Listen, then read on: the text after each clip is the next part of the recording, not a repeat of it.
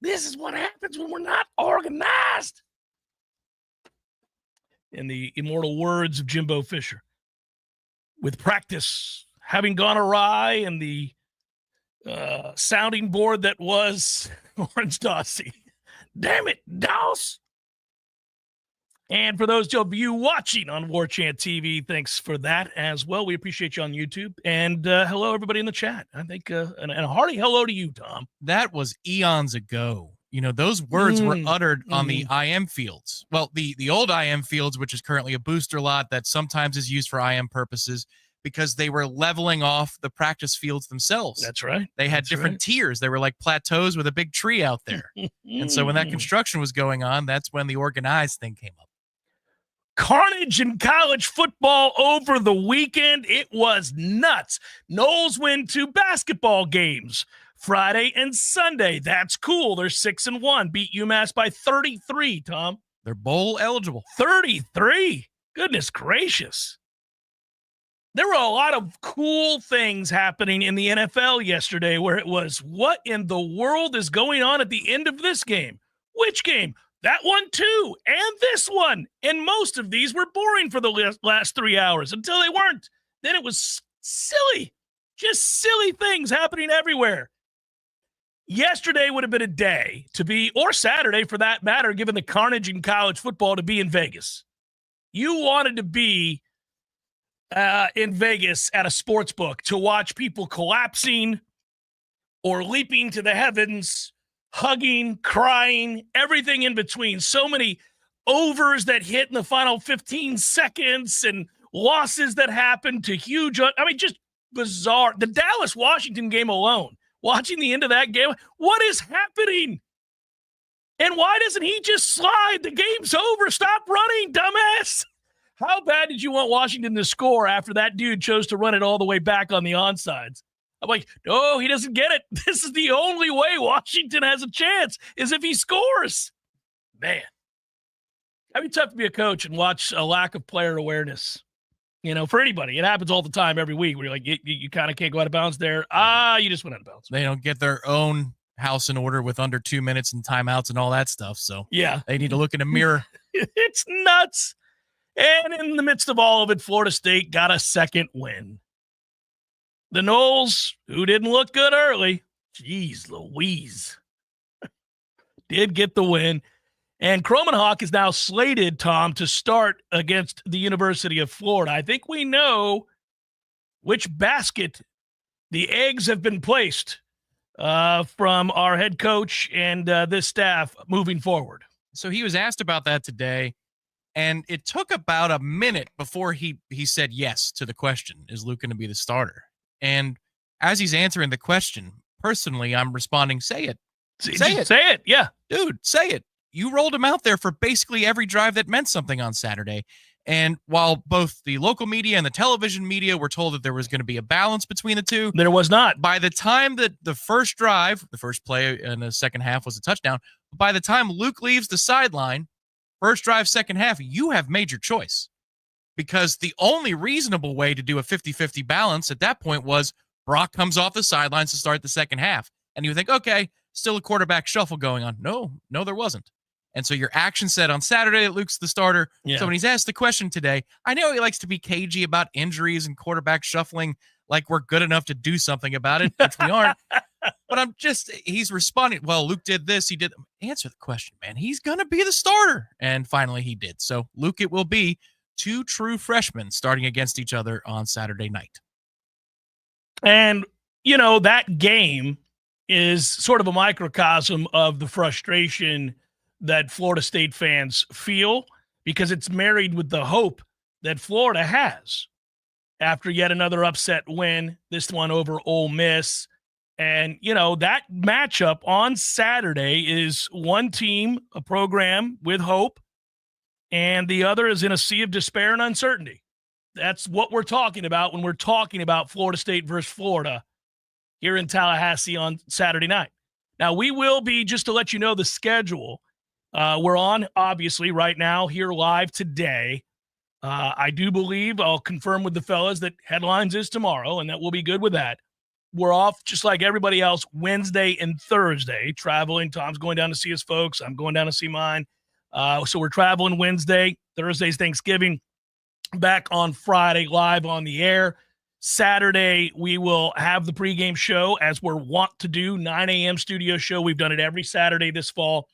And then we'll have the get-together at Indigo. A chilly get-together. A chilly get-together indeed, and I look forward to it. What do you got projected? I checked this morning and then lost track today as the day went on. I don't want them to be lying to us. Sometimes they do this. It can happen. They throw that carrot out there so that you keep coming back to check the app. I think it's a shell game. But if it's the truth, 58 for a high on Saturday for game day. The low is 36. So by the time we kick off, you're in the 40s, brother. That's outstanding. Yeah, let's go. Let's go. Love it. Love it. And Chrome and Hawk will be starting that game. How many of us breathed that sigh of relief on the long touchdown pass? Because prior to that, man, there was just nothing to be excited about in that game. There was nothing to make you feel good. There was a lot to make you feel frustrated. That play happens, and you're like, okay, all right. Something good. Something really good. Here we go. It was a day where we all expected very, very simple play calls, leaning on the run game, going straight ahead.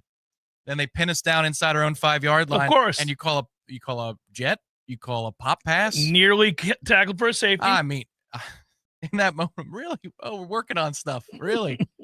We're going to run a pop pass inside our own 5-yard line.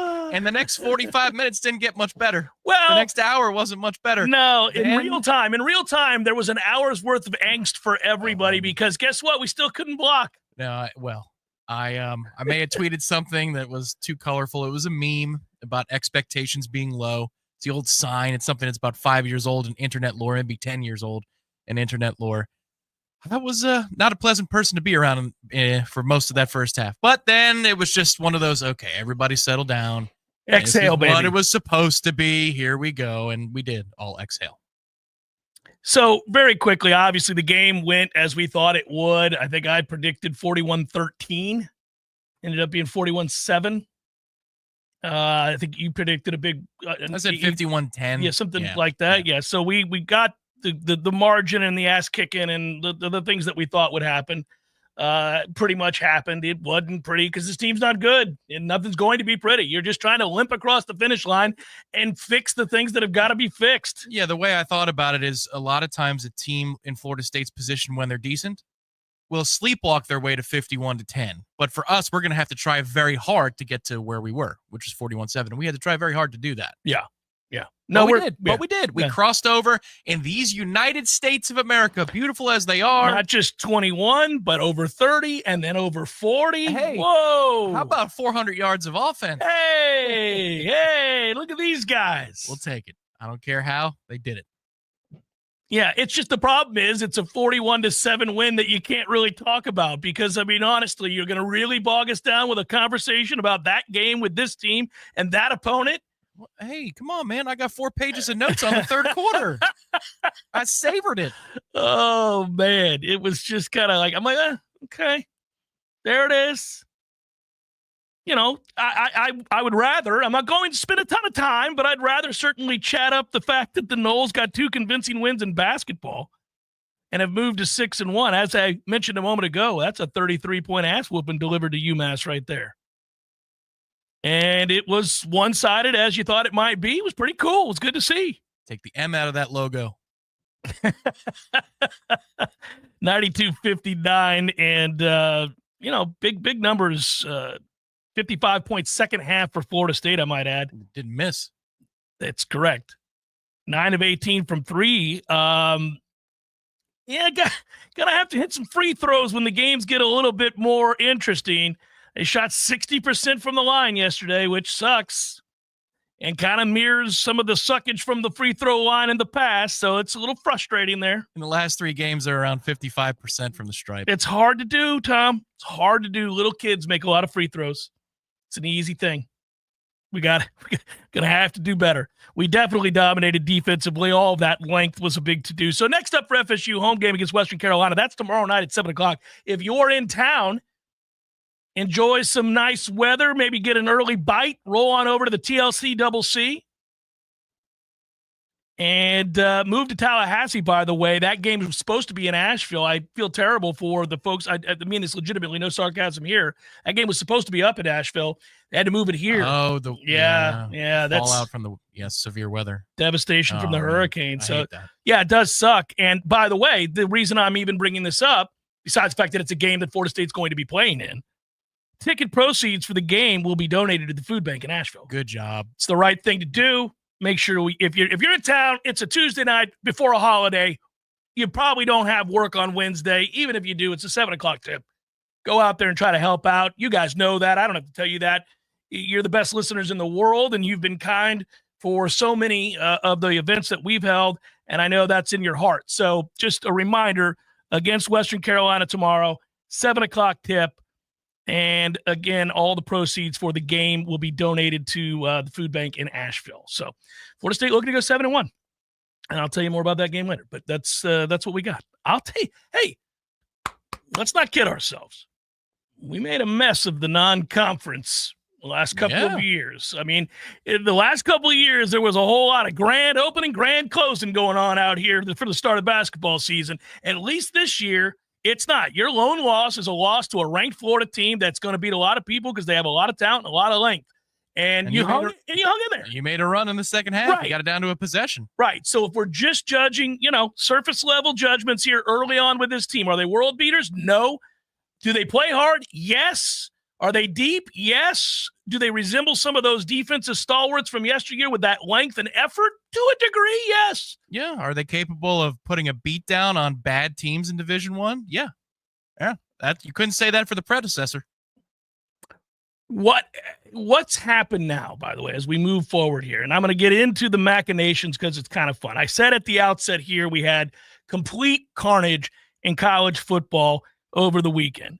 And look, here you go. Number 5, number 7, number 9, number 14, number 15, number 16, number 18. All lose.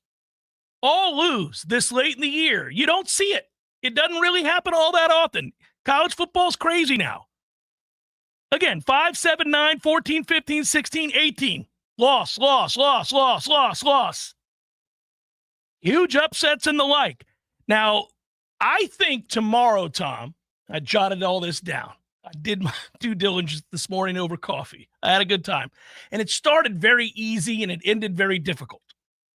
And I'll do the easy part right here before we break and come back and get into the hard part here in a second. But here's in my opinion, the easy part. The committee, if I'm going to be the guy if I'm going to rip the committee, I'm going to be the committee for a moment and tell them what they should do. All right, there you go. Yeah, so who's lining your pockets today? Here you go. Obviously, we don't have a dog in the fight because we're Florida State and we have 2 wins. So this gets easier. This exercise gets easier. But 1 through 8, I'll do it for you. Oregon, Ohio State, Texas, Penn State, Notre Dame, Georgia, Miami, Tennessee, SMU. We're done. Now, we can go from there. That's actually 9. Throw in Boise if you'd like, ahead of Indiana. Would you put Indiana at 11 then? And who would you put 12? Clemson ahead of Arizona State? It gets a little dicey. Starts getting dicey. Maybe. Hey, Clemson actually has something with that South Carolina game. Usually that's a game where you only have something to lose. They got something to gain this weekend. Well, there's a lot to look at with all of this. Clemson's 1 spot ahead of Alabama with a game against South Carolina coming. Alabama hosts Auburn. A&M has Texas. They were 15th heading into this past Saturday was A&M. Then they lose to Auburn in a 4-overtime game that was nuts. Tulane is 2 spots ahead of A&M as we sit here today. A&M is going to play Texas as well as anybody can possibly play them. That's at Kyle Field. It's not going to be shocking when A&M beats Texas. I'm just telling you that right now because it's probably going to happen. And Ewers just got hurt. Texas hasn't looked good the last few weeks. Here we go. Watch it happen. It's the implosion. It gets fun. So, if you view this as seeds, you'd have, for what it's worth, Oregon 1, Texas 2, Miami 3, Boise State 4, if I'm not mistaken right now. That's what you'd have. Yeah, over the Big 12 mess in terms of buys. Right. Yeah. You have all of those. Now, I'll do the whole exercise, and we'll go through this. It's nuts. By the way, another cool thing is that tonight is awesome. This should be a great game. Chargers hosting the Ravens in what should be a fun game to bet on, a fun game to watch. It's a holiday week. I may have some beverages and watch this game tonight, Tom. I'm looking forward to it. I don't believe you. It's Jeff Cameron Show, 93.3 Real Talk Radio, Warchant TV. Know your body and transform your life with DexaFit Tallahassee, your go-to for science-backed health insights. Their DEXA scan gives you the most accurate body composition available, measuring bone density, muscle mass, in both subcutaneous and visceral fat. Get the data you need to track progress and make real changes. Your VO2 max is the best indicator of health and longevity, but it offers more than just a number. It shows respiratory function, calories burned at different intensities, and whether your body burns fat or carbs, helping you train smarter. DexaFit's RMR test reveals how many calories you burn at rest and the type of fuel your body uses, so you can dial in your diet for weight loss, muscle gain, or maintenance. And their red light therapy soothes sore muscles, reduces inflammation, and rejuvenates your skin. Right now, get a DEXA scan and red light therapy for just $99. That's a $184 value. Call 850-510-7728 or visit DexaFit Tallahassee's website to book. Know your body and transform your life this fall with DexaFit. Honey, I'm home. We're in here, honey. So why are all my friends here? Have a seat, Dave. We need to talk about your problem. Problem? I don't have a problem. Dave, you do have a problem. A problem with your grill. Here's some pamphlets from Hearth and Patio. They are waiting for your call to help you upgrade your grill. If you or someone you know needs a grilling intervention, call Hearth and Patio today at 850-727-4282. That's 850-727-4282 or hearthpatiotallahassee.com. Tallahassee's 30-year-old funny paper and American Legion Post 13 have joined forces to become Major Morale. The new magazine has 4 more pages of post activities and military information that you probably never knew. But don't worry, it's still as politically correct and newsworthy as always. Okay, it's the same funny stuff, but it's still only available at the sponsors' locations like ABC Flooring, Tallahassee Automobile Museum, Krispy Kreme, or Keith Lawson Services, providing professional services and maintenance for your home's most critical systems for over 39 years. If you need air conditioning, heating, or plumbing repairs, you will receive an upfront written quote, and the job will be done on time by the area's most advanced, highly trained professionals. Keith Lawson Services, Florida licensed CMC 1250-456 and CFC 1429-197. Hey, no fans, our partner ISF Inc. is a national management and IT consulting firm located right here in Tallahassee, Florida, solving the future for state governments through strategy, process, and technology. As a trusted advisor for state governments, ISF knows the importance of defining a clear and detailed strategy. Our friends at ISF can help your organization create a strategy that sets you on a path to success. ISF, your vision plus our expertise brings your brilliant ideas to life. Visit ISF.com to learn more. ISF, solving the future. October 3rd, 1863, our nation is torn in the midst of civil war. Over 100,000 lives have been lost. Faced with the uncertainty of our survival as a nation, President Lincoln affirms his faith in God, issuing a proclamation and officially declaring the last Thursday of November as a day of thanksgiving and praise. This Thanksgiving, join with us in prayer for our great nation. From Wood and Glass on South Monroe in Tallahassee, call 222-5781. Science-backed, technology-tracked, and coach-led. Hey, Jeff Cameron here. You've heard me rave about the benefits of Orange Theory Fitness and the proven track record of science-backed interval training. Well, now Orange Theory Fitness has done it again, adding more ways for you to improve your health and look your best. In addition to the always great standard workouts, OTF has added Tread 50 and Strength 50 for those in the mood to just lift for an afternoon or attack those cardio goals for the day. Take the guesswork out of exercise. Make sure you're getting the most out of each and every workout. Orange Theory Fitness, location Midtown Tallahassee and Village Square Boulevard. The Jeff Cameron Show is a production of the Warchant.com Multimedia Network. Check out Warchant.com today for the latest news inside Florida State athletics. That's Warchant.com. Now, back to Jeff on Real Talk 93.3. You know, you and I on the pregame show, Warchant Game Day, 9 a.m. Saturdays. The season's up. I probably should mention that more often for now. But anyhow, I said I had gotten word the day before that there might be a few guys, maybe a handful of guys, maybe more, that were not available for this upcoming football game. And we could look into that. We could read into that. We could talk about what that means or doesn't mean. But it turned out to be true. It turned out to be accurate. We were looking very closely and seeing, like, hey, who's not here? Well, it ended up we didn't have to look. They basically announced it. Around 11:15, we were on the 7th floor at Hotel Indigo on a beautiful Saturday morning. We're going to have 2 cold ones in a row. I really like that. But yeah, both. when a quartet of players were officially ruled out. Another guy that we expected to be out completely was Roydell Williams, because Mike Norvell spoke about that last week, and that Roydell will be available this week is also been the expectation, and that's a go. So that running back room that's already crowded by definition is going to get a little bit more crowded. So maybe Toafili gets 3 carries this weekend. Maybe he gets 3. I thought of you during the game Saturday. So that Jeez, game Lou. starts. He gets a lot of carries very first drive. You're like, oh, okay, so they're going to do the right thing here. They're going to feature the guy that has laid it on the line for Florida State since he got here and has progressively gotten better and is loyal, represents the school and the program with excellence around every turn. I mean, he's at the top of the list. Top of the list on this roster. Had a wonderful conversation with him before the season began. He joined us on the Jeff Cameron Show. That was brought to you by the Battle's End.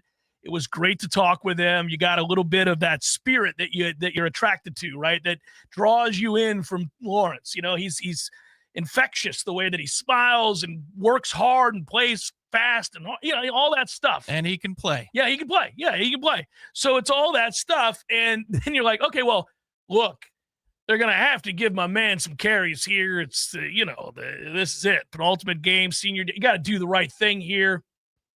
Looked like you were going to get your wish. Then they just said, that's enough of you, Lawrence.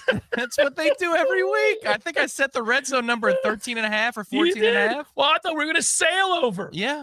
Because he had like 6 in the first 20 plays. You know, they should have a red shirt provision for the amount of carries you get if you're a running back. You know, if you get a carry or 2 a game, hey, you spread it out over 12. That's the same thing as a kid who's a freshman being a stud that they want to preserve, but he only plays in the last 4 games of the season, and he gets 12, 15 carries a game. But, yes, they wanted to make sure that Cam got a lot of run. He did okay. And my man Keziah Holmes with 2 touchdowns this weekend. I thought he was going to be a much larger piece of the rotation for the season. Even showed off that jump cut. I know a lot of people in the chat, and Gene was even wondering on the postgame show, oh, really? That looked pretty athletic. Yes, it did. But it's okay. Let's make sure we work on Sam Singleton. Get him ready. Your frustration is nearly over. Almost. Florida, a 2-touchdown favorite, bare minimum. It's up to 14.5, 15. It'll keep going up, won't it? Florida's playing well. They got a good quarterback. They're playing really hard. They care. They found something on defense. I mean, Florida's this isn't going to be a great game, guys. Hate to tell you. Well, the only thing that gives me pause is that quarterback has been playing hurt. Oh, he's continuing to play hurt. Like injured, and yeah. They did reach a bowl. They did get 2 ranked upset wins the last couple of weeks. Yeah. Could they take it easy on him a little bit this week? Might there be a rotation? Like, I get you're playing a rival, but I think we're so far down, and I caught some flack. We were discussing this in the message boards. We're so far down. I think beating LSU at home and beating Ole Miss at home is more important than beating us this season. We're so far down. First of all, it was more important because that was to get them bowl eligible, right. And they've achieved that goal. And it's also a good look for Billy and for that program. Yes, to signal where the program is going, you get more out of beating LSU and Ole Miss in back-to-back weeks than you would beating us. Yeah, but hey, look, he is accruing brownie points right now after being dead and buried. And he has flipped this culture completely around. And a win over FSU still counts as a rivalry win for that fan base who continues to maybe he tries to win over, right? Oh, yes, I'm not saying it doesn't mean nothing. But what I'm saying is if your quarterback is playing injured and you score the wins necessary to make a bowl game, what do you call for him this week? Does he have, are you protecting him? Because he's the future. This isn't a kid playing out the string in his last season. No, he's the future of your program, and mission accomplished in revitalizing the program. You've done it. You just landed a top 10 win against a guy who has a habit of losing those games, but you did it. Funny how the handshake at midfield, I'm sure if Gator fans, we even thought a month ago, 6 weeks ago, that maybe that handshake was, hey, Lane asking Napier, what's it like in the coach's office on the other side? I'm going to be using it next week. Instead, No, he started talking about him in a very different vein. I started doing that a few weeks back when they were playing really hard. It's an admirable trait. You know, it really bothers me every weekend when I'm watching teams that have very little going for them play their ass off. My man Lance Leipold at Kansas was 2-6. They fought their ass off, and there they are. And they manhandled Colorado, and that's 3 wins over ranked teams 3 weeks in a row. First time ever for a sub-500 team and unranked to beat 3 consecutive ranked teams in the history of college football. There it is. It's what can happen if you play hard and care about one another. If you've got that instilled. Utah was on their 5th string quarterback this weekend, and they nearly pulled off the upset, and that would have been devastating for Iowa State, by the way. So, that's the hard part. Iowa State, Tom, has gone 112 years since they last won a conference championship, okay? How many? 112. And they were trailing to Utah. The 5th string quarterback, Luke Batari, drove 91 yards. Reminded me of the Tennessee drive to screw you out of a bet. Went 91 yards to give Utah the lead 28-24 with 5 minutes to play. Now imagine you're watching a 5th string quarterback going down there and doing that. Now, listen, the Cyclones battled back. They got the win. Utah missed a 54-yard field goal at the buzzer. There was a lot going on with that game. But my point is, Utah's fighting every week. They got nothing. Oklahoma blows out Alabama. They've lost their first 5 wide receivers. They're down to nothing. Their offense has been dreadful all year. And that game wasn't close. No. This is what really, really bothers me to no end. To just time and again. Kansas 5-6, 4-4 now, and look, in a weird way, Kansas kind of represents something that we can latch on to in the way of hope, and that is that Kansas was preseason top 20. Because Leipold had them rolling. And they started 2-6. Then they upset Iowa State, who at the time was 7-1. Okay, so that was the first evidence that guy's team isn't quitting on him. They won that game. Then they beat undefeated BYU, who was 9-0. Another indication they're not quitting at all. And then, obviously they probably just ended Colorado's hopes by beating them. And really, if you look at it, Devin Neal, 37 carries, 207 yards, and 3 touchdowns. It was worse than that for Colorado. At one point, 350 yards rushing for Kansas to their 40. That was grown man football was being played out there. That was something to behold. And now the Fighting Dillies have the inside track. Most scenarios favor them if they take care of business against Arizona. They do. What's weird is, man, you got a glimpse of how badly Dillingham needs to grow up. That was embarrassing, the end of that game. What are you doing out here? A, screaming down officials who were right. And B, the way you handled the situation down on the 2. What are you doing? All of that was bizarre. So I'm okay with it. The decision to not put the ball in harm's way. I know that Dave Pash, who's doing the play-by-play, would not shut the hell up. No, those two were arguing. That gets old. You can't do cow. it. You can't do that. Neither one of you. Dusty didn't know the situation first when the drive started, and Pash was mad about that because he said, "Well, you don't want to score too quick." And Pash was like, "What? If you score a touchdown, the game's over." Game's over. So he's already mad about that. Yeah. But Kenny's saying, if I try to score, there is a 1% chance that we fumble trying to go in. And this is going to be maybe he watched the 22 Norvell LSU moment maybe with the pitch play. He's got Scadaboo, who's like one of the best players in the country. If you do manage that situation a little bit tighter, yeah, then the ball is by definition never in harm's way. It's the second drop back from the quarterback where he takes 3 seconds off the clock. That makes no sense. None. Run back to the 50, man. Yeah, just keep running. If you're going to do it. But he just, look, man. He was trying to say that the ball will never be put in harm's way. But you're right. Once the delay was happening, he went full Gruden. He lost his mind. He looked like a fool. Yeah. Yep.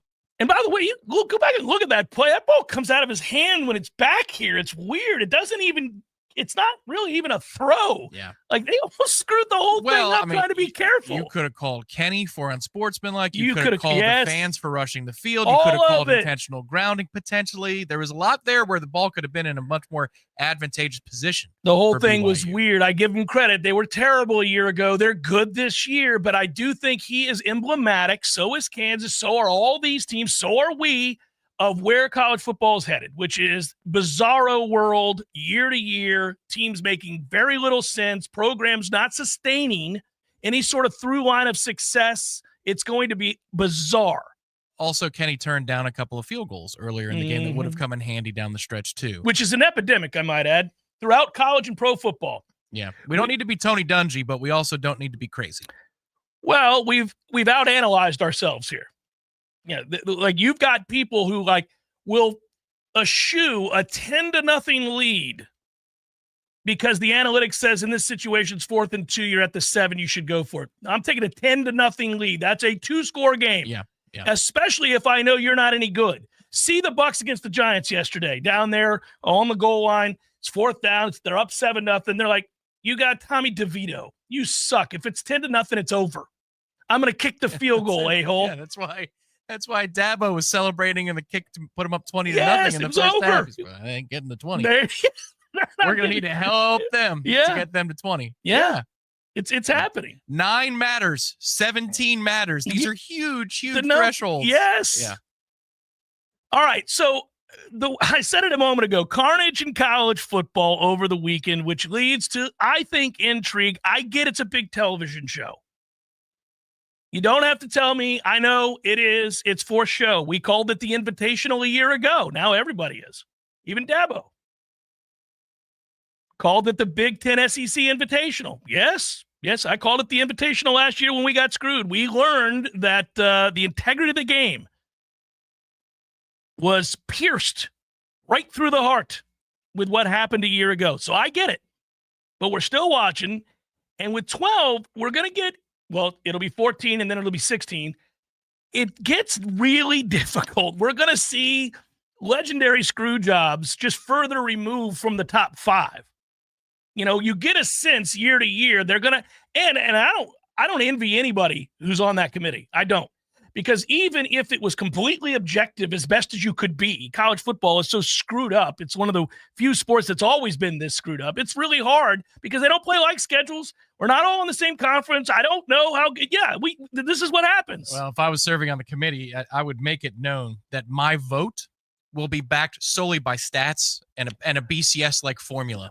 I was talking to my dad about the BCS this week, and like you don't need people figuring this out. People are biased. Yeah, I'm going to do the BCS formula. That's my vote. So you guys can discuss all these things. Yeah, I went with the BCS formula. I'm going to look through my sheet. These 12 are according to the BCS. Well, according to this one, no, I have them at 7. Mm-hmm. Does anybody dissent? Oh, that's great. I don't care. You're not going to change my mind. I have them at 7.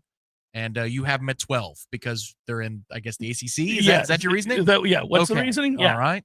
Well, I go with 7. So when you have 5, 7, 9, 14, 15, 16, 18 all lose, I said it before the break that I'll make it easy on the committee, and I'll give them the first 8 to 9 teams. Here you go.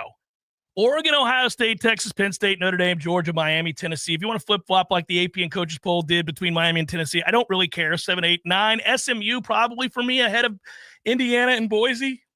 I think so. But if you disagree, okay, fair enough. Go ahead. You can do them in. And then it gets really interesting because then what? You end up, with my logic, you end up with Boise ahead of Indiana. I think I would do that. I think their resume is more impressive than Indiana's. So I'd put Boise at 10 behind SMU. And now what did I do? I'm like my mom looking at my sheet. I think I put Clemson ahead of Bama and Arizona State. Yeah. Well, you could just say Big 12 placeholder.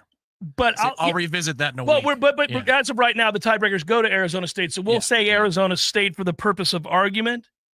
And where these teams get ranked matters. So, for example, how far does Texas A&M? Well, no, because of what the committee is going to try to do. Where do you put Texas A&M after the loss to Auburn? They were 15th heading into the weekend. What if you drop them outside the top 25 or the top 20? Well, that's not good for Texas when they get the win over A&M if they do, because Texas' schedule sucks. I hear you. And they got blown out at home by Georgia, so their one opportunity to look good, they haven't. This is where the cynic in me returns to the discussion. Last year showed you that the rankings in the penultimate week matter not.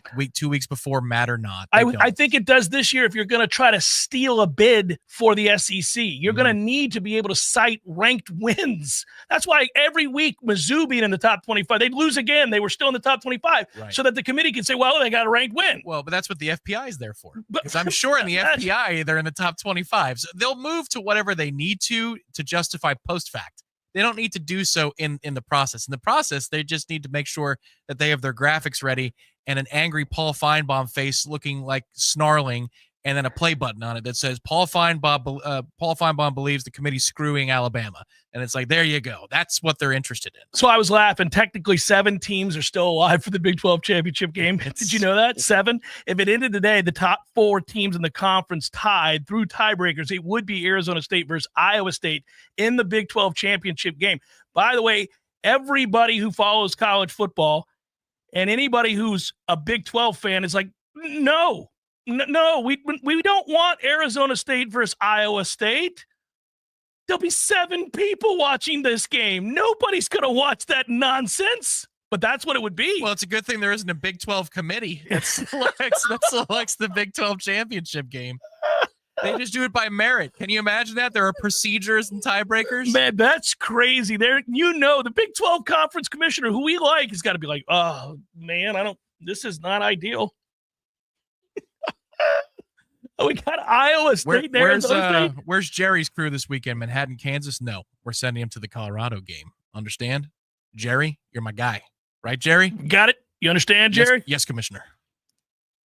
If you view them as seeds, you would have for now and for what it's worth, because it's going to change. Oregon is 1, Texas is 2, Miami is 3, Boise State is 4, where you would have it. I think that's right. So so Big 12 would not be the conference champion with the bye. Right. Yeah. So then from here, Tom, the way I wrote it out, and I'm right about this, based on the rankings of today. So the top 4 seeds are Oregon, Texas, Miami, Boise. Ohio State, Penn State, Notre Dame, Georgia would be the teams hosting first-round games, which is pretty cool. I was tinkering with the idea of going with my brother-in-law to a playoff game in Athens if such a thing existed. It's looking like a possibility. Well, it's going to be a distinct possibility. Yeah. It seems even likely. So, again, Ohio State. They could lose to Tech. They could. They're not going to lose to Tech. Ohio State, Penn State, Notre Dame, and Georgia would be hosting first-round games. And then 9 through 12, I'm projecting some here, but 9 through 12 would be Tennessee, I say likely SMU, Indiana and Arizona State as the leader of the Big 12. So they'd be the 12. So you would have a 5-12 would be Ohio State hosting Arizona State. Penn State would host Indiana. Notre Dame would host SMU. And Georgia, like they just did, will host Tennessee. If the playoffs started today, that's what you've got. Sounds fun to me. That's the 20th and 21st of next month, in case you had forgotten, because we're so far out of it. 20th and 21st. Think how fun and cold which of these you're talking about going to the Georgia game, but Penn State hosting Indiana, boy, they get a break, don't they? All of these teams want to be playing Indiana. Who are we kidding? For as good a story as Siggs is, I think we're all like, Hey, man, they almost slipped up against Minnesota. Nothing is assured for Penn State. No, but I'm going to give Franklin a rare bout of credit. For nearly losing to Minnesota, you'd think I'd be on the offensive. My man faked a punt that took some serious cojones. Little Dan Campbell. Whoa. I mean, you know what kind of boys you got to have fake that with all of his background, with the criticism, he's like, we're faking it. Okay. My man's tired of this nonsense. If we miss, I'm getting fired. I don't care. These people piss me off anyway. That's it. So I kind of want us to fail. Fail. Do it. Oh, Do it. First down. Look at us. Damn it. He may score. It's Jeff Cameron Show 93.3 Real Talk Radio, Warchant TV. Your local news now. The Miccosukee Canopy Road Greenway area was cleared Friday afternoon near I-10 after officers searched for an armed person. They called a danger to themselves or others. Police found the armed person with a self-inflicted gunshot wound, and they have since been hospitalized. There is no threat to the area. A new home is taking shape in Tallahassee's south side, but developers aren't behind the project. Instead, volunteers from Big Bend Habitat for Humanity and the Monticello-based Alpha Foundations teamed up to build for a family in need. The crew got to work Friday morning in a neighborhood not far from Lake Alberta. They spent several hours crafting the frame of the future home. A sign on site lists Cobadine Medley as the resident who will move in. As part of their partnership, Big Bend Habitat for Humanity is working with Alpha Foundation's parent company, Groundworks, to complete 63 home builds around the U.S. This is Rachel Ane with your Real Talk 93.3 local news update, brought to you by Macklemore Systems, Tallahassee's go-to Mac store. Check them out online at MaclemoreSystems.com. This is meteorologist Paul Frobley with your Real Talk 93.3 weather update. Sunshine mixed with clouds at times this afternoon, with daytime highs approaching 76. South winds 5 to 10 miles per hour. Partly cloudy skies with fog in spots tonight. Lows dip down to about 56. Slight chance for showers tomorrow. High of 77. Sunshine mixed with clouds at times. This report is brought to you by the Lawn Johns. For all your landscaping and lawn care needs, visit thelawnjohns.com. Currently 74. Construction services, T-Bar.com. We conquer all peaks. We fix those dark leaks. Call 850-766-134. T-Bar Enterprises, roofing and construction services. T-Bar. T-Bar.com. License number CCC 1331204. There it is. Haven't seen this guy since, what was it? Oh, shoot. You two at the Sphere in Las Vegas, baby. Hey, how about that, man? Wasn't that fun? Good show. Good show. Everything about it. Nearly perfect. Nearly perfect. I had everything I could possibly want. I wanted one thing, couldn't find it, and I looked everywhere. No Cubans. What do you mean? There was Cubans. There was Cubans. No, I didn't see any Cubans. Dude, I'm sure there was Cubans there. I mean, you know. No, I walked around. There was a moment right before the show. I thought, got to find some Cubans. Nothing. Dude, there's Cubans. There was Cubans. I'm sure there was Cubans. In Las Vegas? In Las Vegas. No Cubans in Vegas. There's Cubans in Vegas, man. Eddie, there were no Cubans. Chef. The sandwich. There were no Cuban sandwiches. You're Cuban. Of course I know there were Cubans there. Oh, the sandwich. Yeah, no, there probably wasn't many there in Vegas. No Cubans. No, not yet. Gordo's, bringing the flavor and flair of Cuban food to Tallahassee since 1996. The Jeff Cameron Show is a production of the Warchant.com Multimedia Network. Check out Warchant.com today for the latest news inside Florida State athletics. That's Warchant.com. Now, back to Jeff on Real Talk 93.3. When the expanded playoffs were announced, I remember thinking that one element of this that I am going to like are these hosting of playoff games in December for some of the, you know, like, I mean, the thought of going to a really cold weather game in Tallahassee or even on the road for the Noles in the playoffs at some point would be a lot of fun. Say you had to go on the road and face a Michigan or something like that, or an Ohio State or a Penn State or something. Come on, let's go. That would be fun. This is why before the season kicked off, and I had so many lofty expectations and aspirations for reasonable expectations that the team might have a winning record, right? Yeah, I was thinking, well, just slot us outside of that top four. I want at-large territory, either for a home game for the playoffs or to hop on the road and go to a campus. That's the next conversation that's going to happen, is you're going to see all these campus playoff games. Then you're going to see the sterile bowl games, and there are going to be columns written. What are we getting this wrong? Yes, you are. You are. I know that we need to make sure that Capital One is still happy, and it used to be PlayStation and Tostitos. But when we see these on-campus playoff games, that is just going to hit so different. Oh, it's going to be cool, especially with their snow.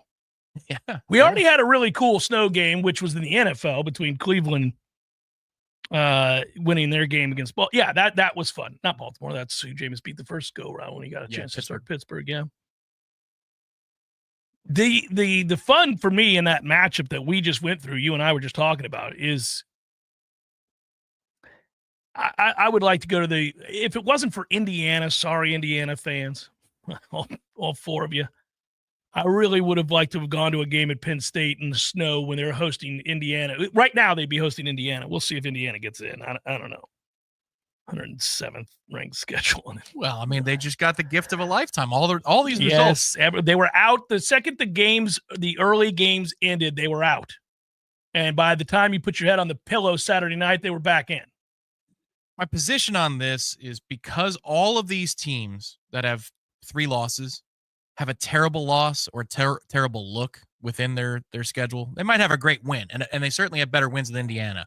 Oh, anybody does. But when you are capable of losing to the teams that these groups have lost to, then you have to default back to the record. Like at some point, the record has to matter more than anything else. And as parity increases, the record should count for so much more in this conversation than it currently does. But Indiana is an outlier within that conversation. They played 7. It's an 18-team league, and they played the 7 worst teams in the league. Like, they don't get credit.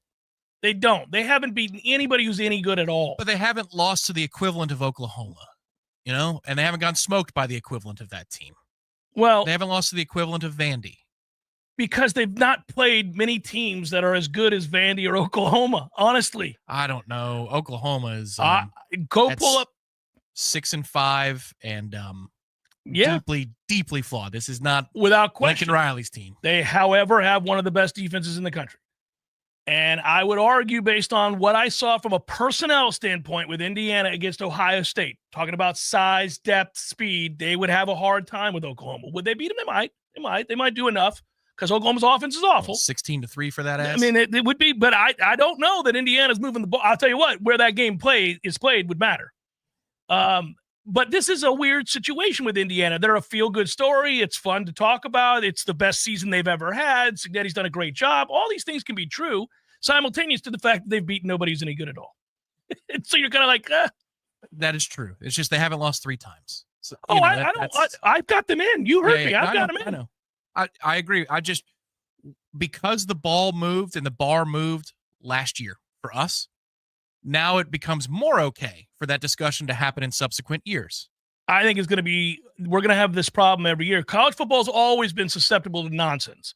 I mean, back in the day, the AP and the UPI and all these ridiculous, we had 4 playing 9, 2 playing 17 in bowl games and then trying to discern who was number 1. It was crazy. We would agree that the finger went on the scale last year in a way it had never been before. That is correct. So I think it's become normalized, but as you get all of these results where you can play the transitive game almost like you can with college basketball to a degree, where it's like, well, if they're capable of losing to a team that lost to Georgia State, like what? If you can do that within a couple of degrees. Yeah. And then you're showing me a team that has a record with 1 loss and a team that has a record with 3. Like, they're going to argue. I'm telling you, that argument's coming where they're going to say a 3-loss team here is better than a 1-loss team there. It's not as easy as it used to be. It's not as easy, but I will tell you that there are seasons. And let's bring it back home. And we knew we were headed here, Tom. If you're in one of those Power 2 conferences, if Florida State gets into the Big Ten or the SEC and has a year where the way the schedule works out, you have to face Michigan and Ohio State and Southern Cal and Oregon and Penn State, and you go through that season and you have 3 losses and your schedule strength is top 10, and there's some team sitting there with 1 loss and their schedule strength is 112th, you're going to be pretty pissed. That is an incredibly outlier type scenario. But it's happening right now. It's happening right now. It potentially could. But what I'm saying is Michigan, let's just say that was our schedule. Michigan ain't nothing. USC's nothing this year.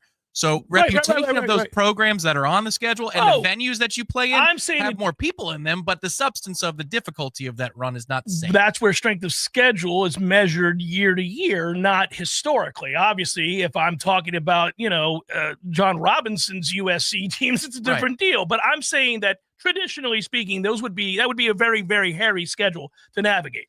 That'd be tough.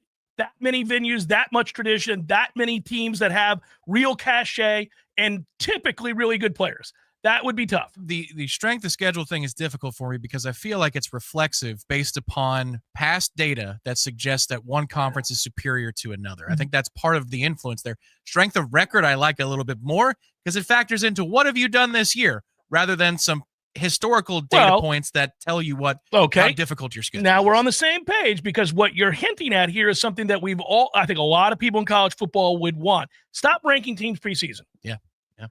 It matters greatly now that we stop doing that, because we're seeing wild results right now. Indiana wouldn't have been anywhere near a top 25 team preseason. They weren't, right? Whatever. And we see the season that they're having. Now, again, I can poke holes in Indiana, but if we had waited 6 weeks or 7 weeks to do our first rankings, a lot would have been revealed about whatever assumptions we made to be true or false about any of these teams, Indiana included. The rest of them, we would have been like, oh man, you know what? Didn't see that coming. Put them at 23. We're pretty good. You might have done that, right? Right. But now you're going to have to stop doing that, because you're right. It puts a finger on the scale. If you're preseason 1 and you lose 2 games and they're in that conference, one of the Power 2, you're still in the top 15, top 20. Whereas if you were preseason unranked and you lose those 2 games, you're not. You'll never get a blind resume thing. You're not. It's impossible. But if Georgia were unranked before the season started, where would you have them right now? I mean, you'd have them in the field, but I don't think they'd be. Well, I mean, they'd easily be in the field. But you'd have them in the field, but you would discuss their flaws more. But because of the reputation entering this season, we're willing to look aside, to cast those flaws aside more easily. Well, where would you? Okay, so let's just go ahead and look at the resume. I'll pull it up. They would easily be in the field, because it would be on the basis of, and I could give you the wins, which especially the road Texas win. Yes. But then again, with Texas, I mean, you cite all the time that what have they done? So why is that result with Texas? They were mean as much as it does, right? Texas. The problem Texas has right now is that their wins are pretty insignificant. Right. If there was no ranking system, winning over Arkansas, Kentucky, Vanderbilt, Oklahoma, Mississippi State, Louisiana Monroe, UTSA, Colorado State. I mean, we start adding it up. It should have been better. They got screwed by the fact that Michigan sucks. Hour number 2, forthcoming. Stay with.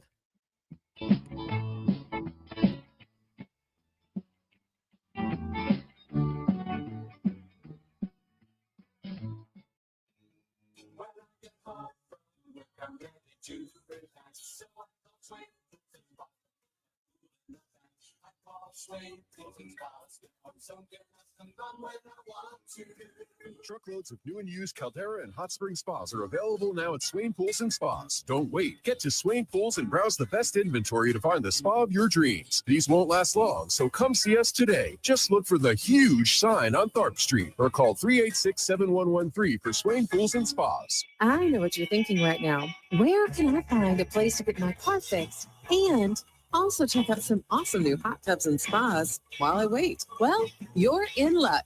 Because when you bring your car or truck in to get serviced at Tallahassee Car Care, it's under the same roof as Swain Pools and Spas for tires, brakes, batteries, tune-ups, oil changes, and all the service you need to get back on the road. Choose the certified technicians at Tallahassee Car Care. Drop by our shop on Tharp Street or visit online at TallahasseeCarCare.com. When you need a plumber quick, how long is an acceptable time to have to wait? Yeah, hey, it's the Millers again. Just calling you about our little plumbing problem. 2 hours? Hey, we were hoping you can get here soon because the water is getting really bad. I mean, please hurry. 4 hours?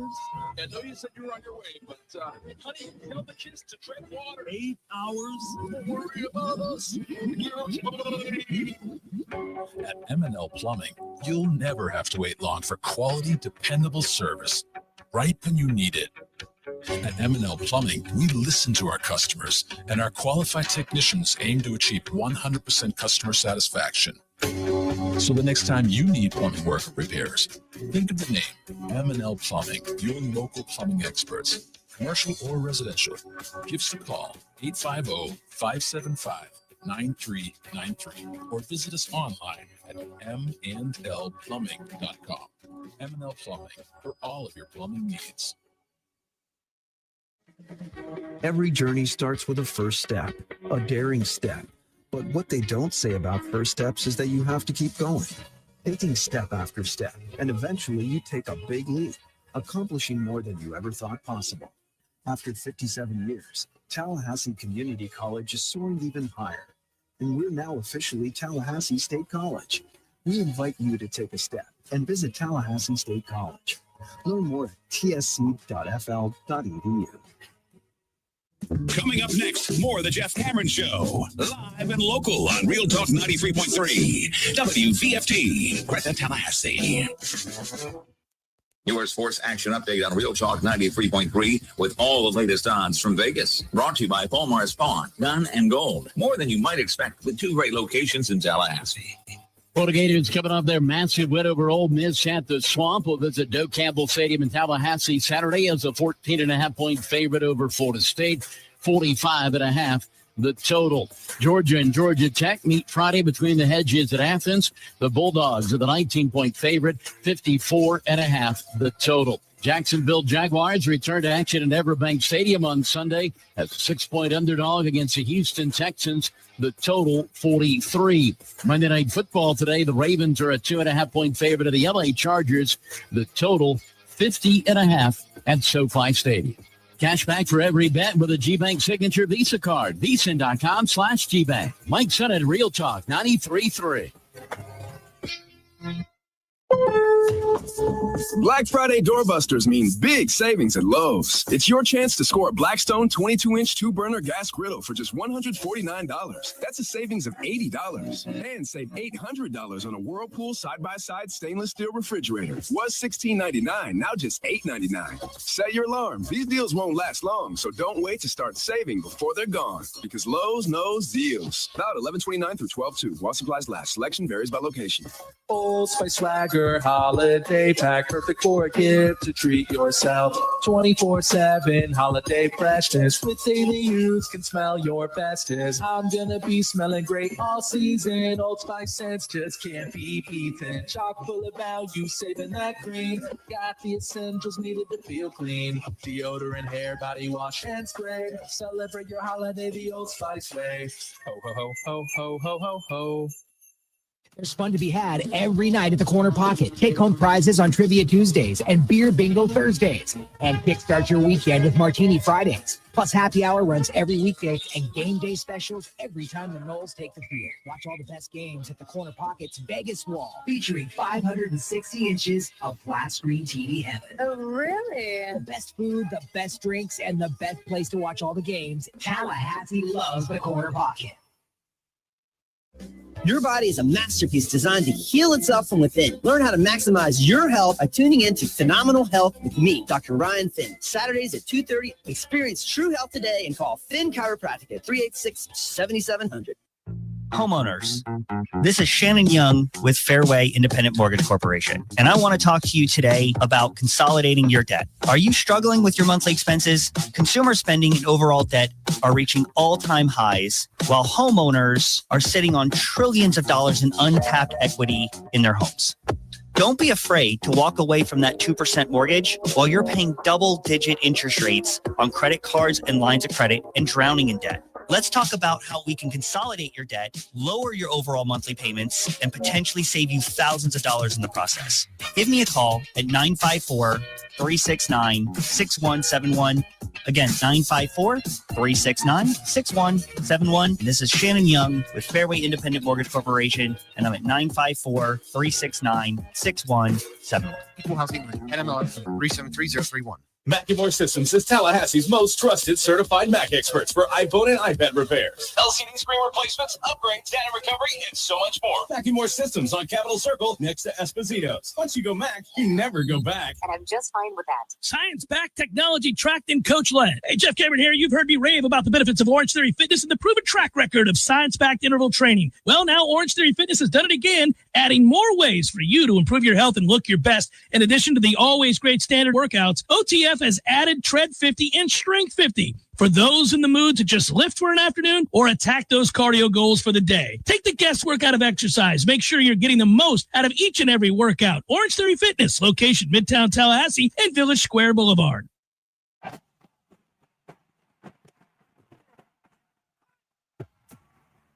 Live from Florida's capital city, this is the Jeff Cameron Show, brought to you by Orange Theory Fitness on Real Talk 93.3. Now, stop what you're doing and listen closely. It's time for the Jeff Cameron Show in 5, 4, 3, 2, 1.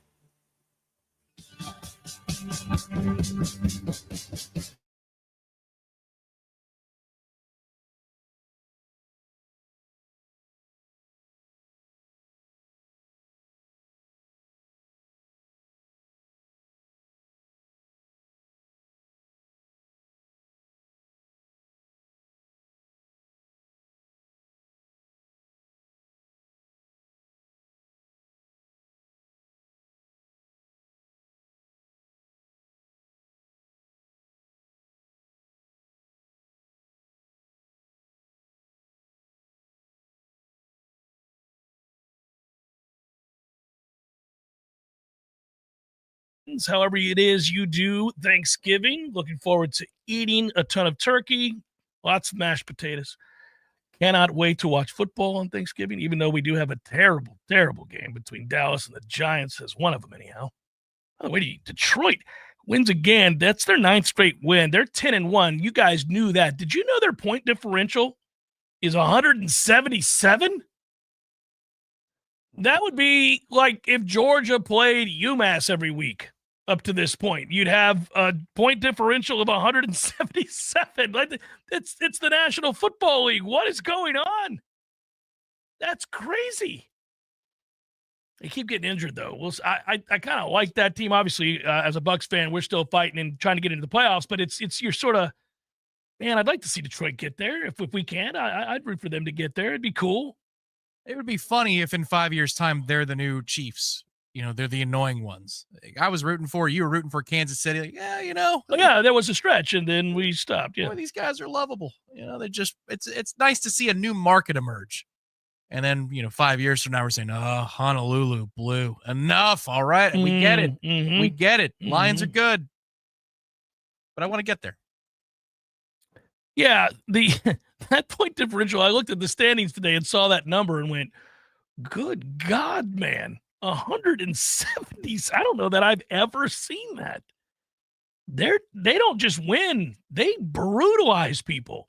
And one of the things that I like, and I like their head coach, and I think a lot of us do, one of the things that I like about him, and I thought he had an axe to grind when I saw what they did to Jacksonville a couple weeks ago. They run it up on bitches all the time.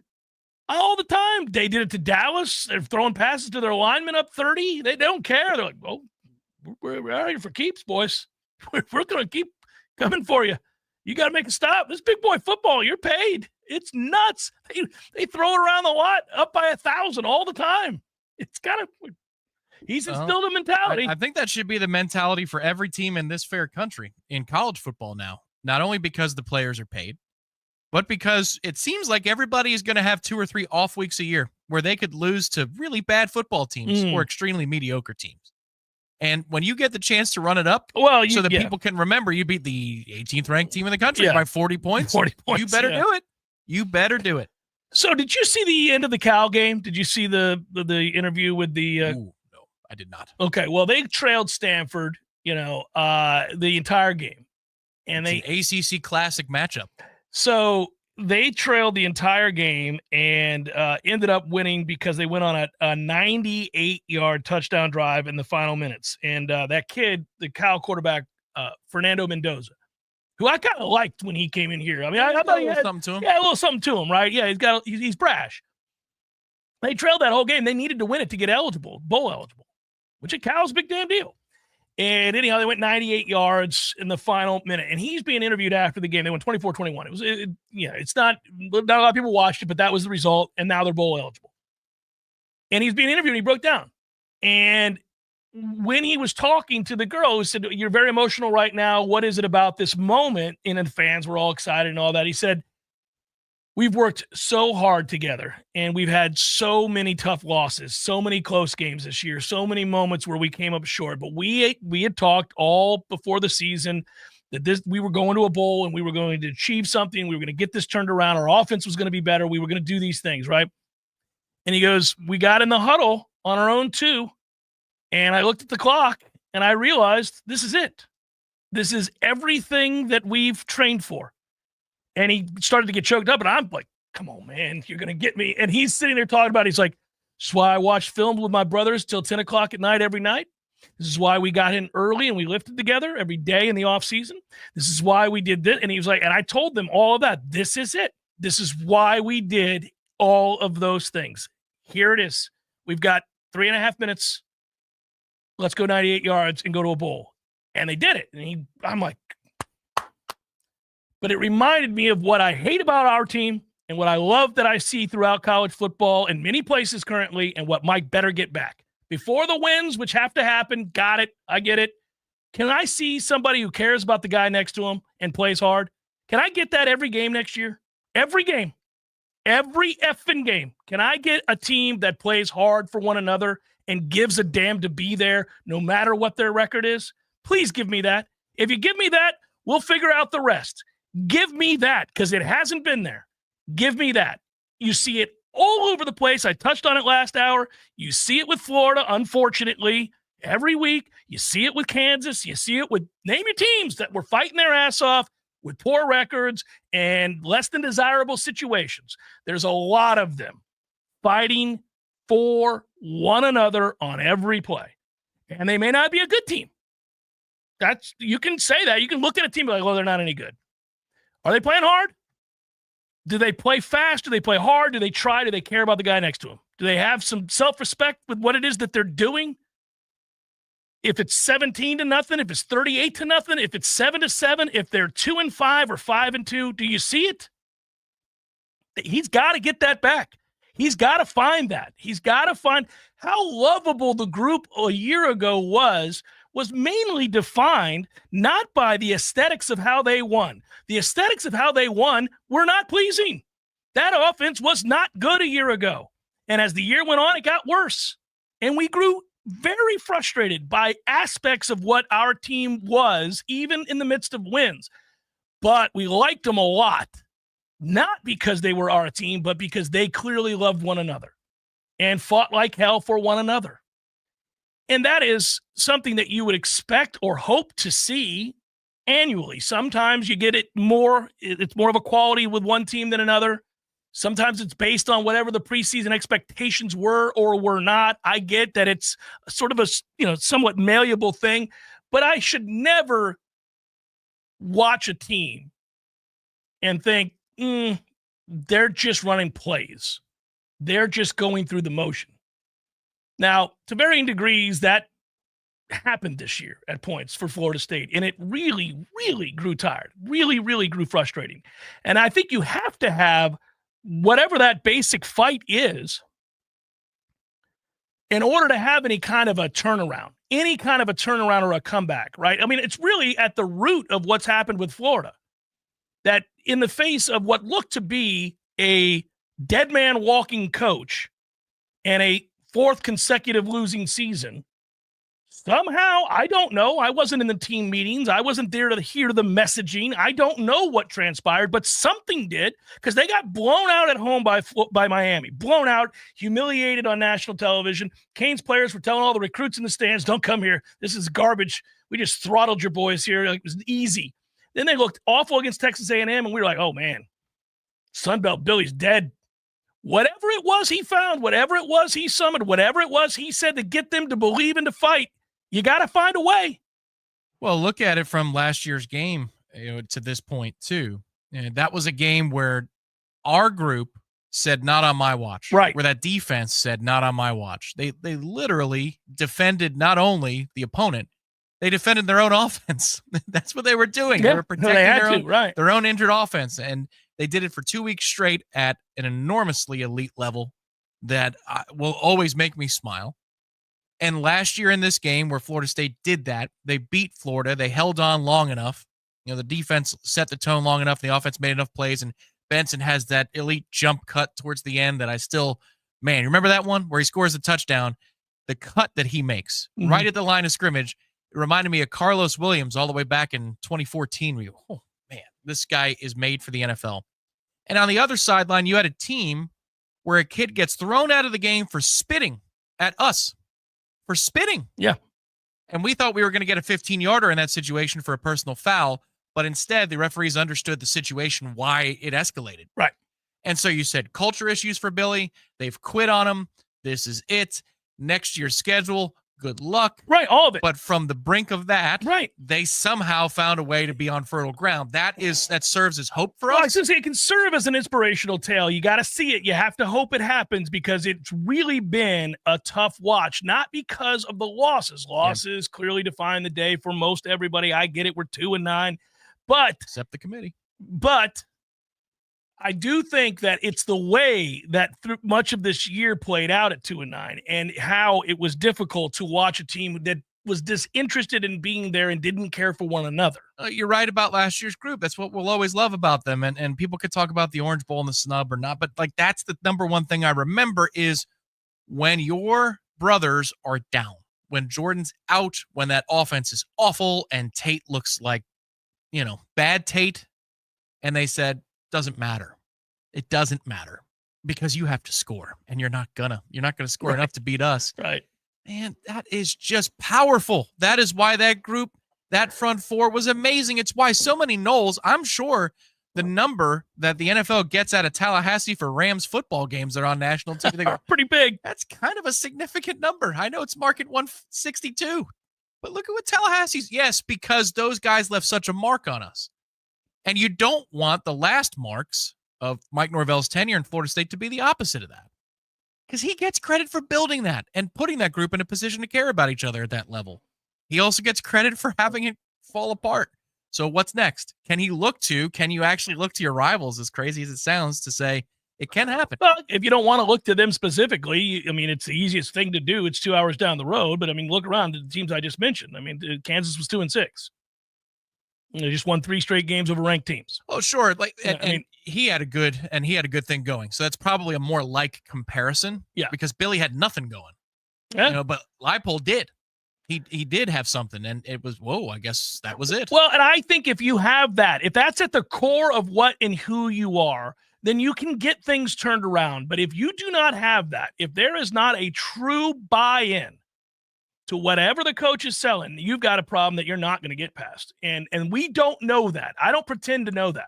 I know what I saw on the field this weekend and the weekend before it, and the weekend before it, and the weekend before it, and the weekend before it, right? We can go on and on. I know what I saw, and it was deeply troubling, and it wasn't because the score was lopsided for the other team. It was because of the way we arrived at those places several times that really began to concern me deep down in my core, to where I wondered whether or not that guy, the guy who had just won every regular season game he coached last year, was the guy any longer. That's the only thing that could shake you to your core after a season with that kind of success, is to watch kids not trying very hard over and over and over and over and over again, and then get rewarded by going back onto the field as a starter the very next week. There are a lot of things that we've tried to tag or describe as the reason for these failures this season. But I think at its root, at its core, is the offensive line was terrible. So I would start there. Start with the offensive line being awful. That had nothing to do with between the years. That's right. That's just they're objectively pathetic as an offensive line. Secondly, he swung and missed on a quarterback that these kids didn't believe in. And then with this offensive line being bad, you couldn't even exploit those skills, whichever ones you were going to rely on, the big arm, all that. So then you had a double failure of massive proportions with two of the biggest elements of offensive football. In fact, the two biggest elements of offensive football. So you swung and missed on the quarterback, and your offensive line was garbage. Grand opening, grand closing, got you. But the lack of competing and the lack of holding people accountable who do no longer try their hardest on a play-to-play basis, that's on you, Mike. And that's how you get culture rot. And that's what you're going to have to fix going into next year, because I think the rest of it will take care of itself. We'll judge accordingly the records as to whether or not he's allowed to stay here 2 years, 3 years, 4 more years, whatever it might be, right? But you better not be questioning effort ever again. You can never be in a position to where we're questioning effort ever again. The second it happens, you're going to have to tell him to have a good day, whatever the cost. Whatever the cost. I'm hoping that's not the case. I'm not saying it's going to be the case. I don't know how this is going to play out. I don't. Everybody's got an opinion. Some people think he can get it done. Some people don't think he can get it done. Some people would say, honestly, it's fence sitting. It's not great radio. I just don't know. Hey, man, 41-7, okay? All right, 41-7. We got it done this Saturday. That's right. We got it done this past Saturday. That's what we did. You only have the opportunity that's before you, one at a time. And for this one, got it done. Success. So it begins anew. in all seriousness, this weekend at a game that, the spread will be somewhere between 14 and 17, I imagine, because it hasn't moved a ton since it opened. But do something akin to last week, where if you have some adversity, you respond, you show spine. Luke has the game slowed down just a little bit for him. Still needs to get rid of the ball. That's the number one thing I say when he's playing. Dude, get rid of it. Get rid of it. It's there. It's open. Let it go now. Let it go now. You show a little bit of a fight, and you got yourself in a ball game in the second half. I mean, the Sharps seem to think it's closer than we do in our minds about what this rivalry can be this year. Well, Florida being a 14.5-point favorite on the road, and they've only won 6 games is, I think, pretty damning to Florida State. But it is, but I mean, we've had this discussion many times over the last 3 weeks. Where they're going to hang whatever on us, or they're going to name their score. Well, I mean, 14, 15, the Sharps don't know about naming their score, because we don't. When we play a team with a pulse, we don't score 20 points. No. So they think this puppy's going to be 30-17, 31-17, something along those lines. Give me that. Give me that right now, because that means by definition, we're interested in the second quarter. We're interested in the third quarter. I hope so. I certainly hope that a rivalry would bring that out of you, and that maybe Luke feels a little bit more comfortable. It'll be fascinating. We'll know pretty quickly in that first quarter, I have a feeling. My man Shannon Young, loansforknowles.com, Fairway Independent Mortgage Corporation, best in the business, hardest working, I can tell you that, and really smart, really good at his job. A fellow Knoll that is as diehard as they came. He was up there in Chicago with me. He's at these road games. He cares deeply. He gives back. Loansforknowles.com to learn more. You've heard him talk about the falling interest rates. You've heard about the opportunities on the market to purchase, buyer's market, one of the best we've seen in years. Loansforknowles.com. Oh, whoa! Check out Pinch a Penny. We're stocked to the rafters with Hot Spring Spas, a recognized leader. Imagine the fun of the holidays with warmth, relaxation, and lovely bubbles. And with 30 home spas for you to see right now. Affordable right now, too. Up to $2,000 off. Or special financing. Ask for details. Is the world stressing you out? Fight back. Now, to assure these prices, Pinch a Penny, open 7 days a week on Career Road. Hey, fans, our partner ISF Inc. is a national management and IT consulting firm located right here in Tallahassee, Florida, solving the future for state governments through strategy, process, and technology. As a trusted advisor for state governments, ISF knows the importance of defining a clear and detailed strategy. Our friends at ISF can help your organization create a strategy that sets you on a path to success. ISF, your vision plus our expertise brings your brilliant ideas to life. Visit ISF.com to learn more. ISF, solving the future. Know your body and transform your life with DexaFit Tallahassee, your go-to for science-backed health insights. Their DEXA scan gives you the most accurate body composition available, measuring bone density, muscle mass, and both subcutaneous and visceral fat. Get the data you need to track progress and make real changes. Your VO2 max is the best indicator of health and longevity, but it offers more than just a number. It shows respiratory function, calories burned at different intensities, and whether your body burns fat or carbs, helping you train smarter. DexaFit's RMR test reveals how many calories you burn at rest and the type of fuel your body uses, so you can dial in your diet for weight loss, muscle gain, or maintenance. And their red light therapy soothes sore muscles, reduces inflammation, and rejuvenates your skin. Right now, get a DEXA scan and red light therapy for just $99. That's a $184 value. Call 850-510-7728 or visit DexaFit Tallahassee's website to book. Know your body and transform your life this fall with DexaFit. This is Shannon Young with Fairway Independent Mortgage Corporation. Investors, are you looking for a creative way to purchase your next rental property? Are you looking to get into the Airbnb space? If so, you need to know about DSCR loans. It stands for Debt Service Coverage Ratio. These are loans that do not require traditional income verification. As long as the proposed rent covers the mortgage payment on the subject property, that's the only income you need. If you're looking at investing and don't know if you can qualify, let's set up a plan to get your next income-producing property and start putting you on a path to passive income. Give me a call at 954-369-6171. And don't forget, every fellow Knoll that we close a loan for, I will personally make a donation of $250 to the Battle's End. It's Shannon Young at 954-369-6171. Equal housing, NMLS number 373030. October 3rd, 1863.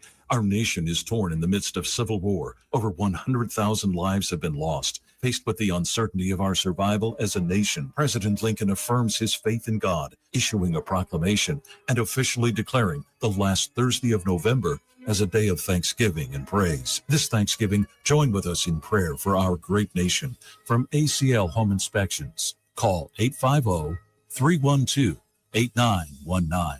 Science-backed, technology-tracked, and coach-led. Hey, Jeff Cameron here. You've heard me rave about the benefits of Orange Theory Fitness and the proven track record of science-backed interval training. Well, now Orange Theory Fitness has done it again, adding more ways for you to improve your health and look your best. In addition to the always great standard workouts, OTF has added Tread 50 and Strength 50 for those in the mood to just lift for an afternoon or attack those cardio goals for the day. Take the guesswork out of exercise. Make sure you're getting the most out of each and every workout. Orange Theory Fitness, location Midtown Tallahassee and Village Square Boulevard. The Jeff Cameron Show is a production of the Warchant.com Multimedia Network. Check out Warchant.com today for the latest news inside Florida State athletics. That's Warchant.com. Now, back to Jeff on Real Talk 93.3. My man Ira Schoffel set to join us here in a few moments. Been a couple weeks since we've had a chance to dial it up and have our conversation. And noting, by the way, his piece on Luke Kromenhoek penciled in as a starter for FSU's season finale versus the Gators. For those that tuned in late, didn't hear that. That's the deal. Kromenhoek will start. If you don't know, that passing stat line from this past weekend, 13 of 20, 209 yards, 3 touchdowns. His first career start. Were you as surprised as I was that he stayed in for as much as he did? That he stayed in, yes. Yeah. The start, no, because they've been playing the shuffle, and you want him to have a little bit of experience knowing that it's his drive, the first one of the game. I thought that was wise, but I expected to see Brock Glenn in the first half, and then when that didn't happen, I was surprised, and then I thought for sure Brock would lead the team off the sideline for the first drive of the third quarter. I thought so for sure, and too. Yeah. He didn't, and so, okay. I mean, that message received. That, you know, if you're trying to keep somebody for next year and go into the portal and grab a quarterback, you're trying to keep Luke. The thing that he's been in enough games now, even as a true freshman, that if something's open, let it go. You don't have all day. Have you not watched this offensive line? And it could be against Charleston Southern. It could be against SMU, and certainly against Florida. That's going to be the case. My man, get the ball out of your hands. And if you have to scheme up some plays that force him to do so, then scheme up said plays that forces him to do so. But I thought that throw, a few throws settled him down. One was the deflected pass that Hakeem caught with the one hand. By the way, that was like the Matrix. That was a crazy play. It was, because he had 2 hands up and then the adjustment. So you're wondering, what? I had to watch it several times. The sun? Like, what is the sun doesn't set that way. Yeah. So what is it? Mm-hmm. And it had to have been deflected. He did not see the safety bearing down on Landon Thomas on the deep shot over the middle. Landon is tough. We learned that about Landon in that moment, but that is a missile. And then the throw to Ja'Kai, I don't know that ever gets over the height of where he let it go. It's the height of Ja'Kai. I mean, that thing is a missile the whole way. Yeah. You see why Georgia made an 11th hour play for Luke Kromenhoek on signing day, because those tools, holy cow, it's just help yourself. Young man, help yourself a little. Yeah, I've had a hard time judging either of the 2 quarterbacks this year. The young guys have been put in untenable situations week in and week out. We know how it affects the mind and how quickly you can see ghosts. I do think Kromenhoek is the more talented of the 2. I have said as much. I think he has more tools to work with long term. Yes, if you were going to pick between the 2, I would lean towards Kromenhoek without question. But I also want to be fair to Brock in the sense that I don't think either of these guys have really been given much of a fair opportunity. I shouldn't say it that way. They've had a hard time succeeding with the opportunity that they've been given because of the problems that are all around them. So that makes things very, very difficult. There he is. He's my man, cohort Ira Schoffel, Warchant.com, and he joins me on the Jeff Cameron Show right now. Hello, Ira. How are you, brother? I am great, Jeff. How you doing? I'm doing very, very well. All right, we were just talking about Kromenhoek, and I know you noted on the site that he's getting the start for Florida. So let's go big picture here. Clearly, they've let it be known that the eggs are in the basket of Luke Kromenhoek. Well, they are for now, buddy. Listen, I think it's the right thing to do. You know, Brock Glenn, I think I've heard a lot of people say that, you know, Brock Glenn didn't get the same chance to go through a whole game. Well, he kind of did at Duke and got them in a hole where they couldn't get out of it. He threw three straight turnovers on 3 straight plays, killed them in that game. And so, he had an opportunity, and now Luke had an opportunity, and now obviously it was a much weaker opponent, but now he'll get his chance against Florida and see what he does. But yeah, if it's a poor performance, I think we'll see Brock Glenn after not too long. So I guess I'll ask your opinion then. Does this, regardless of how Luke or Brock or anybody else here in this situation plays Saturday, does Florida State go out and get a quarterback in the portal? I would assume so, 100%. I mean, unless Luke looks amazing on Saturday, I just don't see how you couldn't. And listen, conversely, I know everybody talks about how those 2 quarterbacks, if you bring in a portal guy, maybe one or both of them leave. Well, I mean, I don't know how many teams are beating down their doors for them. They're probably going to sit wherever they go. Like, no decent college football team is going to be guaranteeing Brock Glenn or Luke Kromenhoek based right now that they're going to be starting next season. So if I'm them, I would wait it out and understand that Florida State needs to get somebody in who can win immediately so that Mike Norvell doesn't get fired. What'd you make of a game that it's tough to draw conclusions from? Florida State won as they should. They had moments where they looked terrible, moments where they finally relaxed, exhaled, and played well. Did you take anything away from that game against Charleston Southern of note? I had a hard time doing so one way or the other. I mean, it's nice to see guys catch the football. That was a plus.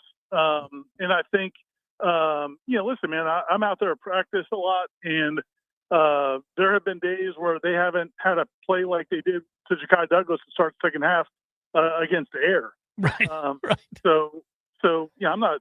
Again, when you have as low of expectations as we've had about this offense, anything they do that's positive, I think is a takeaway against any opponent. So, and Charleston Southern's not a good football team at all, obviously, but their defense isn't terrible.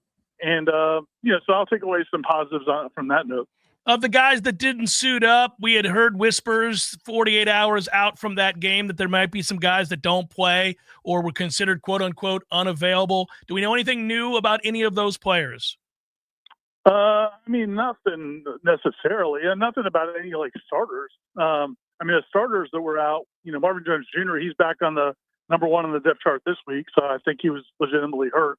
A couple of the backups, I think there are several guys on this team who played earlier this year that don't play anymore that I assume are not going to be here anymore. Okay. You look like, and then a Deuce Spann, unless they're just giving him a red shirt to come back next year, he played 4 games, hasn't played since. So I think they're saving that year for him either here or somewhere else. Mm-hmm. Conrad Hussey hasn't played lately. I don't know if he's done for the year with an injury, but he's not on the depth chart right now, so I wouldn't imagine there are some guys that are kind of not in the plans anymore, but I don't think any starters are opting out that I could tell. Yeah, I was just kind of curious because I'd have to go back and pull up that list. I can't remember everybody. Wasn't Finchel Cypress on that list from Saturday? Did he? He was. Yeah. But I think he's listed as a starter again this week. So I don't think he's opted out, at least as far as I could tell. So we move forward now, and I guess the next thing that everybody will want to ask is how soon, if there's any news on the front of coordinators, or are we just waiting until after this game against Florida? I know I'm just grasping here, hoping that maybe something is in the air, a whisper or something along those lines, or are we just waiting until after Florida to get those announcements? I mean, you're hoping for after Florida, but man, it may be much longer. Mike Norvell said today that, based on some of the people they're talking to, some of these guys are, in the playoff hunt. So, we'll see. And, obviously the name everybody's talking about, Brendan Marion at UNLV, is possibly the offensive coordinator. UNLV has a shot to get in the playoff. So I don't know, how likely it is. It may go longer than we think. I think I would just say, I know everybody wants them to get something in place for the signing period. To me, what are you going to get in the signing period? Yep. My focus is getting the right coordinators and then getting portal players. And so it has to be soon, but it doesn't have to be by Sunday, I don't think. Basketball team looked impressive Friday and Sunday. I understand they looked like they were the better team and more equipped, certainly, as they boat raced UMass yesterday. Nice win over Temple as well. What do you make of Leonard's squad so far? I'm really happy for him, honestly, more than anything. Yeah.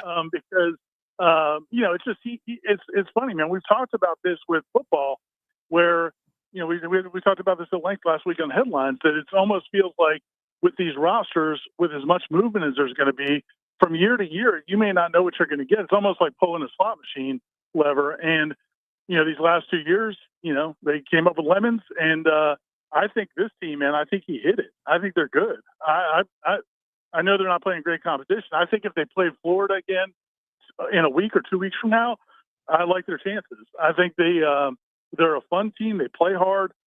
The length is legit. I think Malik Ewan is if he plays like he did this weekend, I mean, that's as good a big as you'll see in college basketball with all of his different skills. And man, I love obviously Jameer Watkins is Jameer Watkins, but I love the young guys like Daquan Davis, the transfer Jerry Deng can shoot. I mean, you got to remember this is a completely different team. So sitting there and saying, okay, this is what they were a year ago or 2 years ago doesn't matter at all. It's like 10 new players, and that's where we are in sports now. You can do that now. And it's just a different world. Yeah, you mentioned Ewan over the weekend, 15 in the one win and 17 in the other. Was really efficient. I believe 7 of 10 in both cases, by the way. You mentioned Dang, who can shoot. He was 2 of 4 yesterday from beyond the arc, 4 of 6 overall. We all know about those two threes before halftime were huge. Huge. Yeah. They kind of given up the lead, and then now all of a sudden you get 3 threes in a row to end the half, and you got control of the game. You're echoing my sentiment. I agree with you, Ira. I just wanted to hear without, kind of sullying it. I wanted to get your opinion because I'm kind of casually in the camp of they're pretty good. Honestly, like think transfers come in like in football. I remember thinking back in the spring and summer, okay, they don't have to hit on all these transfers they brought in, but if they hit on half of them, they'll probably be in pretty good shape. Well, they didn't really hit on half of them. Nope. But this basketball team, I think they've hit on most of them, man. Like I would say 90% of these transfers are better than I expected. And again, they're going to play better competition, but it's not like, they're doing it against nobody. I mean, I think they're going to be a legitimately good basketball team. It is great news for a fan base that needs great news. So you have a reason to take it over to the TLC Double C. Brother, I'll talk to you later. Smash tonight? Yes, sir, we are. And I think Tom and I and then Dominic Robinson is going to help out as well. So a sterling edition of the Monday Smash should be a lot of fun. I'll probably tune in and have a few pints while I watch you boys chat it up. I'll talk to you tomorrow, Ira. Be good, man. Thanks, Jeff. See you, man. Yep. Ira Schoffel, Warchant.com. I'm with him. I've been I've been somewhat reluctant to jump in the deep end, but I've watched every one of this team's basketball games except for one that I think I was out of town for. And I got to be honest with you, I kind of like them. I think they've got a little something to them. Now, I don't know what teams are right now anymore, year over year. It's a lot easier to project certain things in yesteryear, the way that we viewed basketball, because teams were the same year over year. You could be like, oh, well, that guy's going to be a sophomore next year, then he's going to be a junior, and then he's going to be a senior, and then I'll know, okay, well, he's developing this. Oh, he got a lot better rebounding, or he got better at this. So you could scout your league a little bit better. You could be like, well, okay, we're not this, but we're not this, and I think we may finish 6th. Harder to do that now with the massive changes to rosters in the middle of the ACC. Like your elite teams, because the high-profile players say yes to those teams, and where the Cooper Flags of the world are. But the teams like us that are let's say middle of the pack, nobody knows. Yeah, from what I've seen, that this group will be susceptible to some serious scoring runs against, because they might go ice cold from the field a little bit. They foul a lot. That tends to extend runs for the opposition. But this is a group that, because the length is legit, it's a throwback. It's a Florida State throwback team. They're going to be in a lot of games. And it'll come down to little things like rebounding margin, turnover differential, free throw differential, free throw makes, the differential there, because there are some games where we will be ice cold, and then there are some games where we might hit closer to 75%. But you're going to be in it, which is a far cry from where we were. And as we were watching, Hamilton 2.0 fall to pieces, I recall being at the Capital City watching the North Carolina game on the road. This was 3 years ago now, I think. Mm-hmm. and you're saying, oh no, they don't want to be there. They don't want to be there. They're not trying hard. Yeah, that was what was my talking point just moments ago? Right. Don't do that, man. Don't give me that ever for any of my teams. That happened on the road at BC that year, and it's happened subsequently a few times. And this group doesn't look like that's in their DNA whatsoever, and I love it. I love it. Just keep competing. Bucks and the Dolphins get wins yesterday. Both look impressive, and don't look now. They both might make the playoffs. I'll touch on some NFL in a second. Jeff Cameron Show, 93.3 Real Talk Radio, Warchant TV. Your local news now. A man drowned in a pond behind the Pelham Police Department on Thursday night. The police department received a call about the incident around 7 p.m. after the victim's son found him in the pond. Coroner Thompson said the son discovered his father's body in the pond after he didn't return home. Mitchell County Coroner Jamie Thompson said that the man fell into the pond while putting away his boat and fishing supplies. A pre-existing medical condition led to his drowning. The victim was identified as 73-year-old Willie Ralph Burgess. No foul play is suspected in this case. Dorothy B. Oven Park in Tallahassee will turn into a winter wonderland starting on Thanksgiving. The park will be illuminated in Christmas lights. They'll stay on until New Year's to celebrate the holidays. This year, there are more than 250,000 lights. The spectacle of lights has been a running tradition for more than 2 decades. Staff started setting up the lights in October. It takes about a month and a half to decorate the entire park. This is Rachel and A with your Real Talk 93.3 local news update brought to you by Macklemore Systems, Tallahassee's go-to Mac store. Check them out online at MacklemoreSystems.com.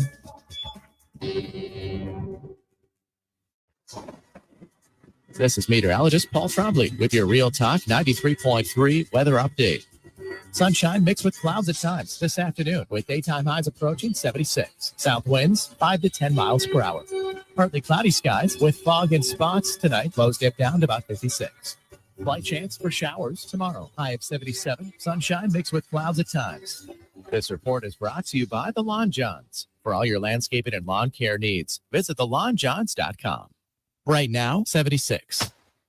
This is Thomas Dickens from the Law Office of Marie Maddox. I'm a combat veteran and a former JAG. I've fought for our country, and now I fight to get you your back wages. If your boss has ever shorted your paycheck or withheld your overtime, you need to call me now. 850-383-4800. 850-383-4800. Or find us online at maddoxlaw.com. Offices in Tallahassee.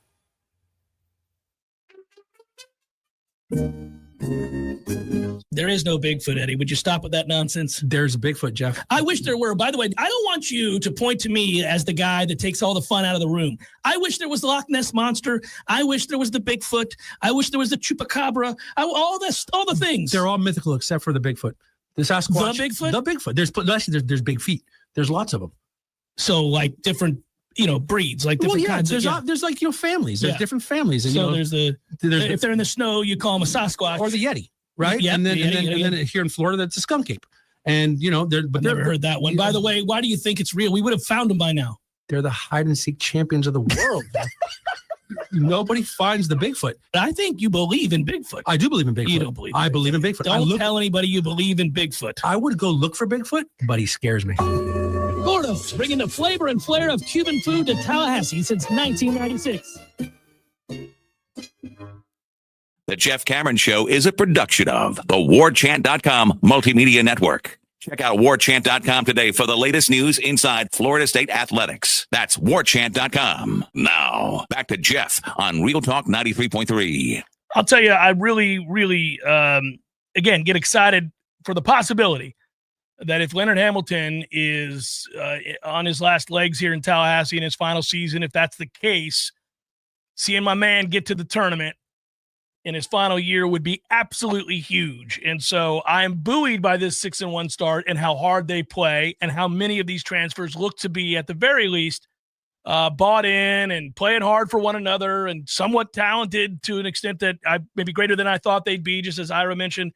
Okay, it could happen. It could happen. Go to the tournament, baby. Hey, man, that's what I want to hear. This next month, early next year, 2025, non-tongue-in-cheek choo-choos on this program. I almost gave the choo-choo after the Temple win. Have you done one on this frequency on 93.3? I don't know that you've done a real choo-choo. Probably not. I don't remember. Probably not. I don't remember if I did a real choo-choo. I've done a lot of panicky. Yeah, and that's funny. Yeah. It makes me laugh right now. I've done a lot of those panicky bell, Ringer, panic, oh my God, we're awful again moments. I've done all that, but I don't think I've done a choo-choo. It's been a minute. Well, something happened with the LSU game, unless there was a local time issue. Tuesday, December 3rd for the ACC-SEC. It's now at 9 p.m. It was at 10. I know I saw that it was at 10 o'clock, but now they moved it up an hour, so it's a little bit more reasonable. So you got Western Carolina, then a break for Thanksgiving, and then at LSU Tuesday, December the 3rd. I'm going to look and see. Let's see. They're not ranked. What's yeah. What, do you want to know LSU's story? Yeah. 5-1. Yeah. 5-1 to start the December the 3rd. And then we got NC Their losses State. to Pitt. They lost to Pitt. Tulane and Florida State, December 14th. I'm trying to find where I would circle, by the way, a choo-choo. Would it be Syracuse? Could be. At Miami? No, I think the Canes are struggling. Canes just lost to VCU. They lost to Oklahoma State. They lost to Drake. In fact, the Canes suck, Tom. Beautiful thing to say out loud. Doesn't it feel like the Tuesday, December the 17th, 7 p.m. tip against Winthrop could be just kind of a nice night? You know, nice night. Yeah, not a choo-choo. No, but just a nice night. I just mean, go hop over to a whiskey bar for a pregame. It's around the holidays, a nondescript Tuesday night. The weekday go out and enjoy yourself thing around the holidays emerges. It's a special thing. It's once you get happening older. right now on a Monday, Tom. We have a great football game on the heels of a crazy fun weekend. That matchup tonight is awesome. And I don't care about the Har Bowl or any of that other stuff. I care that these are two good teams playing good football that are going to be matched up on a Monday Night Football game, and I love Monday Night Football. I'm excited, buddy. And just watch the Manning cast because they'll at least talk about something else other than the 80 million camera shots to the two coaches. I'm sure that the main broadcast tonight is mandated to show one of the two brothers after every snap. Their reaction to the play. Yeah. I'm being told by somebody in the know that the ACC is pure ass this year in basketball. Okay, good. Rack up them wins. That's what he's saying. He's saying, Jeff, don't hold back. I'm listening to you right now. Chew away, buddy. We got a shot. And that reputation of the league, perhaps, beaten as it is lately in the last few years. Go out there and beat some of these sorry asses. Let's go. Chew away. Hey, speaking of which, now, I don't do this. It's a sign of growth, Tom. Maturity, perhaps, on my part that you don't always see. I mentioned the NFL a moment ago, and I'll get there. But two things in women's sports stood out to me this weekend. Okay. I just said that out loud. Two things in women's sports stood out to me this weekend. Well, really more than that. Unfortunately, our loss on Friday to Vanderbilt PKs stood out too. I'm still pissed about it. I don't even want to talk about that third goal we gave up. Child's goal. So we won't then. I'm sure she feels terrible giving up a 4-year-old goal. It was ridiculous. Well, you are talking about it now. It cost us dearly. Anyhow, so let's move forward. You're right. I don't want to dwell on it. Well, we played big boy soccer over here, so you pick up the ball. It's another ACC championship and number 1 seed. Here were the two things that stood out to me. There was two. There's the fact that South Carolina lost in women's basketball. Did you see that? No. So who's the chauvinistic one now? Man, I saw less NFL than you think I did yesterday, so I didn't have a lot of sports on the tube. South Carolina hasn't lost a game since Caitlin Clark and Iowa beat them 2 NCAA tournaments ago. South Carolina had won 43 games in a row in women's college basketball. They're the new UConn. They're the ones. They're the best team in the country. They lost to UCLA, and not by a slim margin, 77-62. And I said casually, as I saw the score pop up, I said to my son, that's good news for women's basketball. He says, why are you hating on South Carolina? I said, it has nothing to do with South Carolina. I don't care about women's basketball. Women's basketball sucks. What I said was that here I thought there was growth. This is growth. I'm being honest with you. Anyhow, I said that's good for women's basketball because one of the problems the sport's had forever is a lack of competitive balance. There's no competitive balance. There's 2 or 3 good teams and everybody else is garbage every year. And this is what we end up with. And so the fact that that could happen is a really good sign of more growth in the women's game. Feels like maybe you found that box score just to say women's basketball sucks. I saw the score and wrote the note down to mention it, Tom, that I couldn't believe they lost. Hey, the note didn't say that that they hadn't lost since they lost to Caitlin Clark in Iowa 2 seasons ago. I had to go read that to find out more information about how significant the loss was, Tom. Would I do that if my only point was to mention that women's college basketball is not enjoyable? Say it louder. I'm just letting you know. I went and looked it up because I knew they hadn't lost in forever. And then I saw 43 straight games, and I was like, well, who was the other one too? Like, when did it happen? And I had to go look it up to make my very valid point. There you go. But it had to be attached to the an assessment of the sport. Well, the assessment of the sport is what the subject is in general. I mean, it is. It is. It's also more, I think, kind of like a willingness to say that maybe the depth of that sport is getting somewhere because we now have some teams that are capable of something like that. That's kind of where I was going. I also like Dawn Staley, by the way. She makes me laugh. So it's not like I have anything against South Carolina at all. I was shocked to see that they lost. And then I was like, oh, well, is there another good women's basketball team not named UConn? LSU's not bad. Hell if I know. Well, that's Mulkey. She looks like she's a walking cigarette. She looks like she's from Tampa. And she the one with the crazy outfits? Yeah. She's annoying. Yeah. She was a Baylor just as yeah. Yes, I forgot about her. Yeah. Yeah. Yeah. She's no Dawn Staley. That's fair. It's a fair there point. You go. Yeah. So yesterday for the NFL, I watched our game start to finish. You didn't watch any of the others? No, oddly enough, I was doing things around the apartment, so I never turned it off of CBS. So I got the CBS post-game show with all the scores and highlights. Like, that's how I found out the way that Dallas and Washington ended. Have the... I don't have the ticket. Oh, yeah. I've got the ticket. You got the ticket. What I mentioned was the Bucks won easily. That game was over before it started. My goodness gracious. That was a pleasure. That's a rocking chair game all the way around. 30-7. At DeVito. Oh, which was funny. Which was funny. Yes. And he played great again. Yes, he did. That score was way worse. Should have been way worse than 30-7. Anyhow, they moved to 5-6. A game back in the loss column of the Commanders, who somehow lost at home to the Dallas Cowboys. And that's a game back in the loss column of the Commanders for the final playoff spot, whom I should say, we beat. So any tie with Washington, and we're going, and they ain't. And that's beautiful. That's an important note because our remaining opponent win percentage is 330, I think it is. Well, here's the deal. The only game we're going to be an underdog in is the Chargers game, and we rightfully should be. We'll lose that game. But by the way, I would point out that we deserve that because we had that toughest schedule in the NFL in the previous 4 weeks. So screw everybody. That's fine. We deserve this.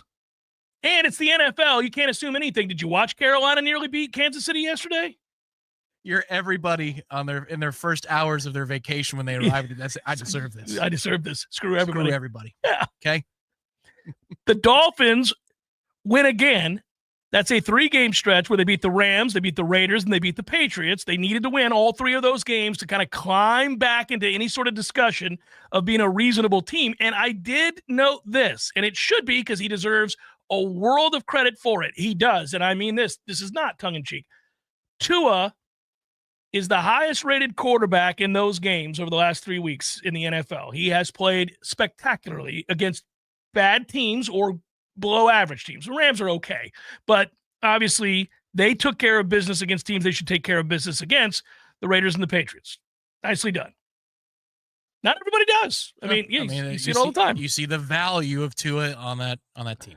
You do, and it puts the Dolphins in a weird spot, man, because they are really dependent on him. Their team goes into the trash can the second he misses games. That's how I feel about our quarterback in Tampa. Well, we're dead. We're dead if he's out. I feel like if we are lucky enough to get back into the playoffs and some of those tiebreakers, present themselves and they go our way, it's just hard to see us getting through 4 games without him getting hurt. He's taking more risks He does. Not fewer risks. Yeah, but it's endearing, isn't he? I mean, it's what he's turned his endearing, reputation around.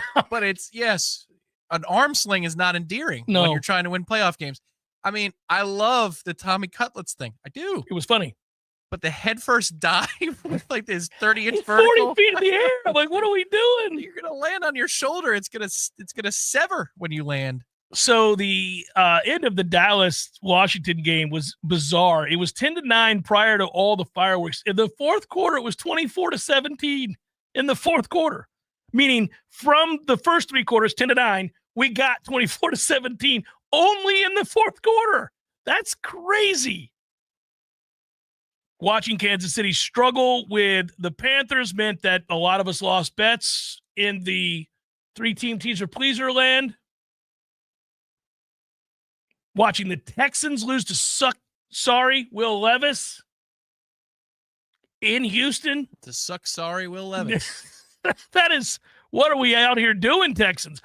The Texans have lost 4 of 6. They're lucky they play in the sorriest division in football. Does it make you think twice about the Bucs game against the Titans down the stretch? No. Levis has a pulse now. No, we'll be all right.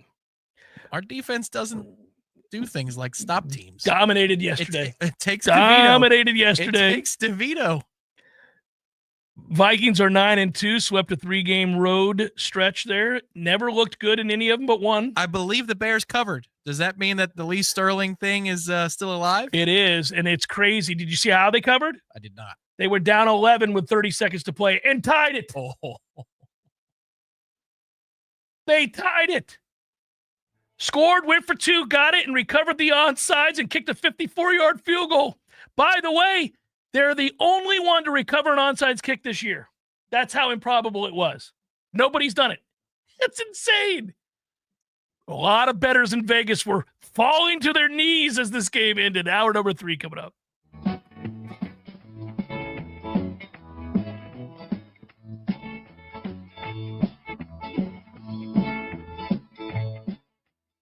Dream it, plan it, do it. Brian Barnard's Flooring America offers a straightforward way to shop with our streamlined shopping. Finding the right flooring is simple. Visit our newly remodeled showroom featuring the Room to Explore shopping experience, where our knowledgeable staff will walk you through the steps. Our family has been serving the area since 1976 with a local staff of more than 35 people trained in flooring sales and design.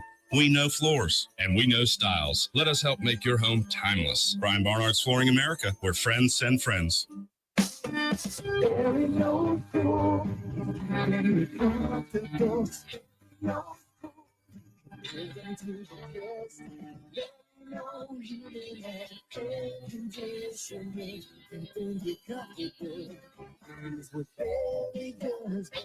No matter how busy life gets, your home is the place where your family and friends show you they care and celebrate with you. That's why the professionals at Barano Heating and Air Conditioning always make sure your home is comfortable. Just like those who matter to you most, Barano will always be there for you. This is Tyler from Barano Heating and Air. Now you can schedule an appointment, purchase or renew your service agreement, or pay your bill from your mobile device. Any day, anytime, anywhere. When you turn to the experts at Carrier and Barano Heating and Air. Online at baranoac.com. Florida license number CAC 1861186.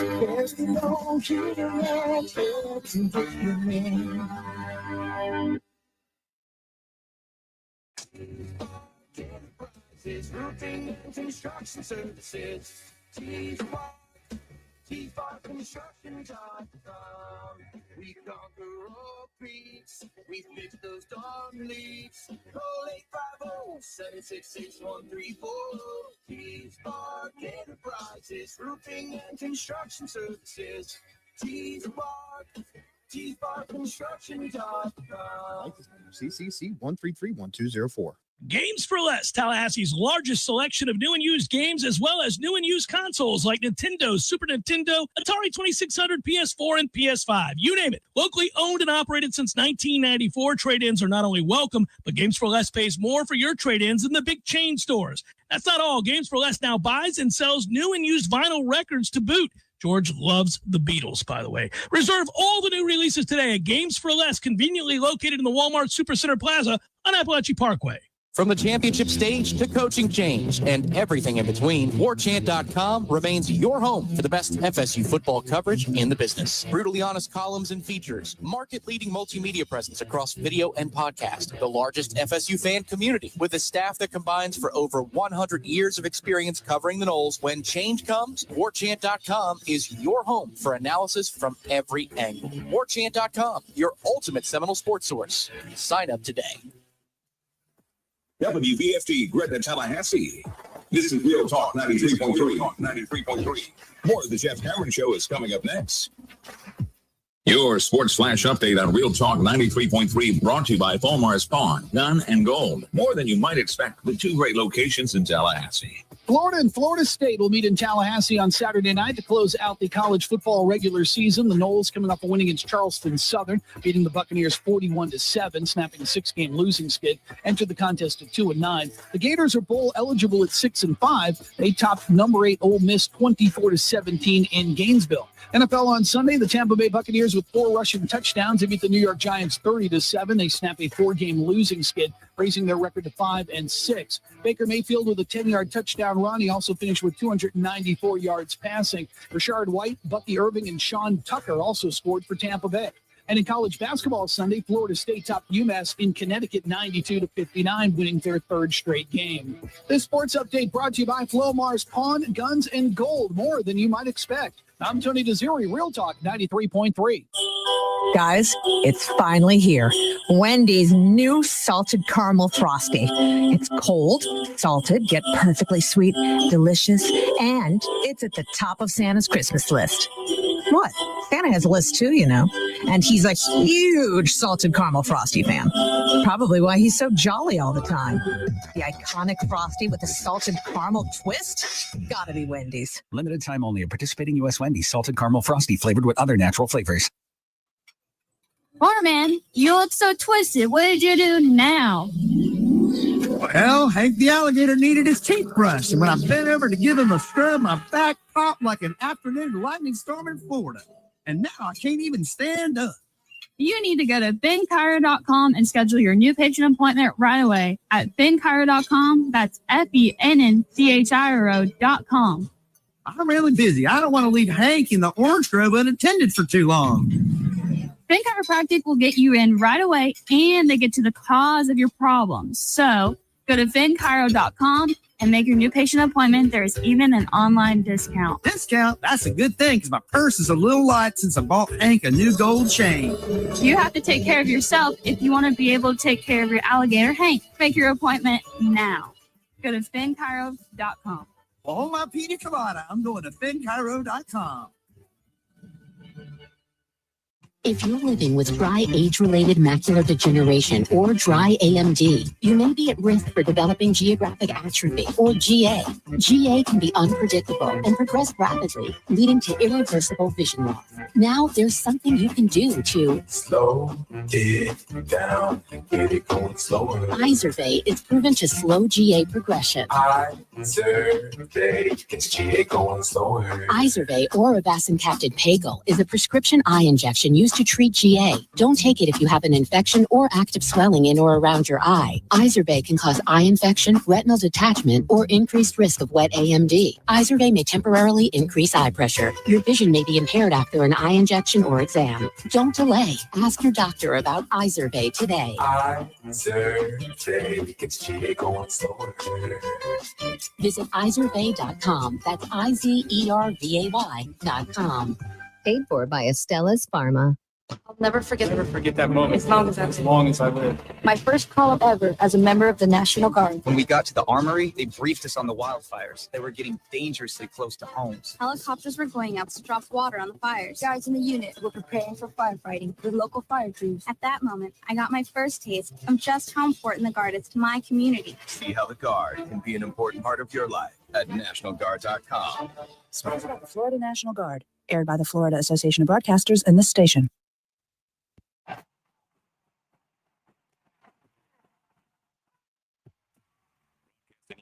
Florida's capital city. This is the Jeff Cameron Show, brought to you by Orange Theory Fitness on Real Talk 93.3. Now, stop what you're doing and listen closely. It's time for the Jeff Cameron Show in 5, 4, 3, 2, 1.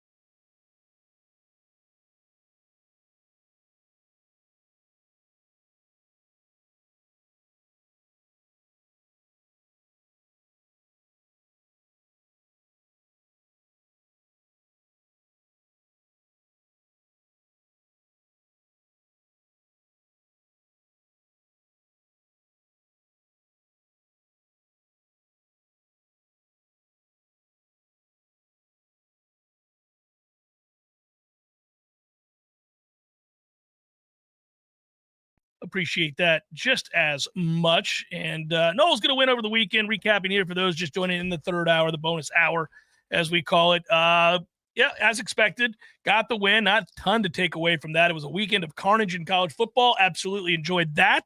Basketball team won 2 games. That was cool to see. 6-1 now is Leonard Hamilton's group.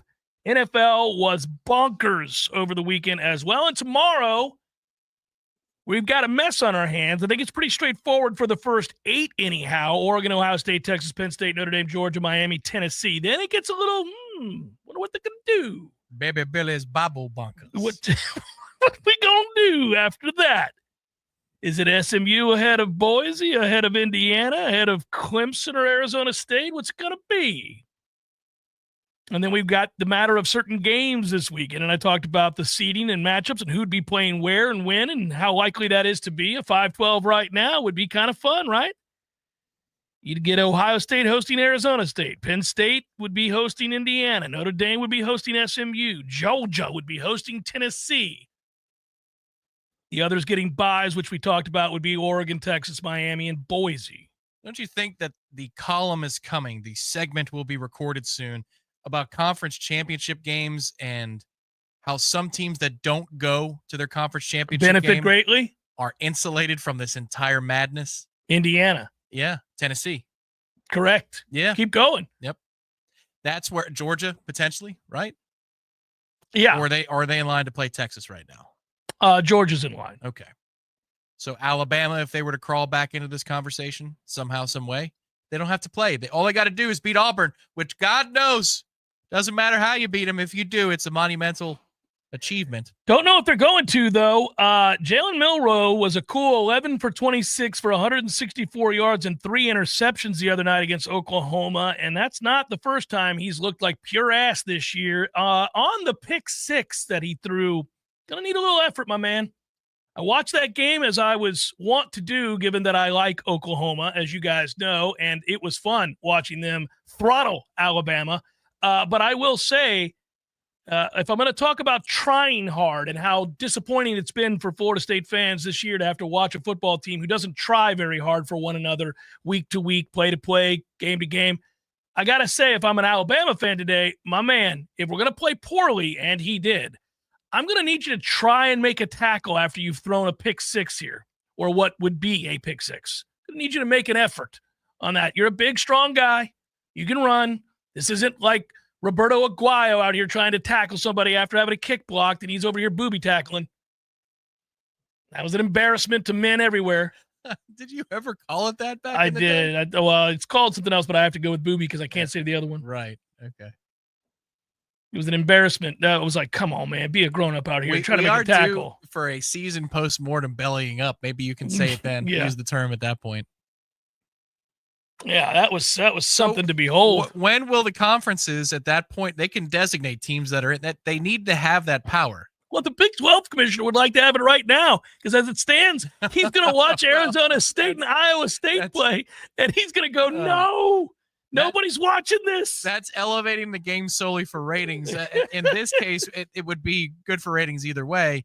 But if you get confirmation from the College Football Playoff Committee that this team has earned a guaranteed place, which they should be able to do after the 12th game of the season, say they're guaranteed, they're in the playoff, then the conference championships can pivot and say, okay, so we're going to have Tennessee play Georgia. Or we're going to have Indiana play both against, in the East. That would be there's no divisions no anymore. We're going to have Indiana yeah. play Penn State, or whatever it is. Well, you have I'll tell you what, you do have a problem in some cases here with these games. Like the ACC is in a very good position to get 2.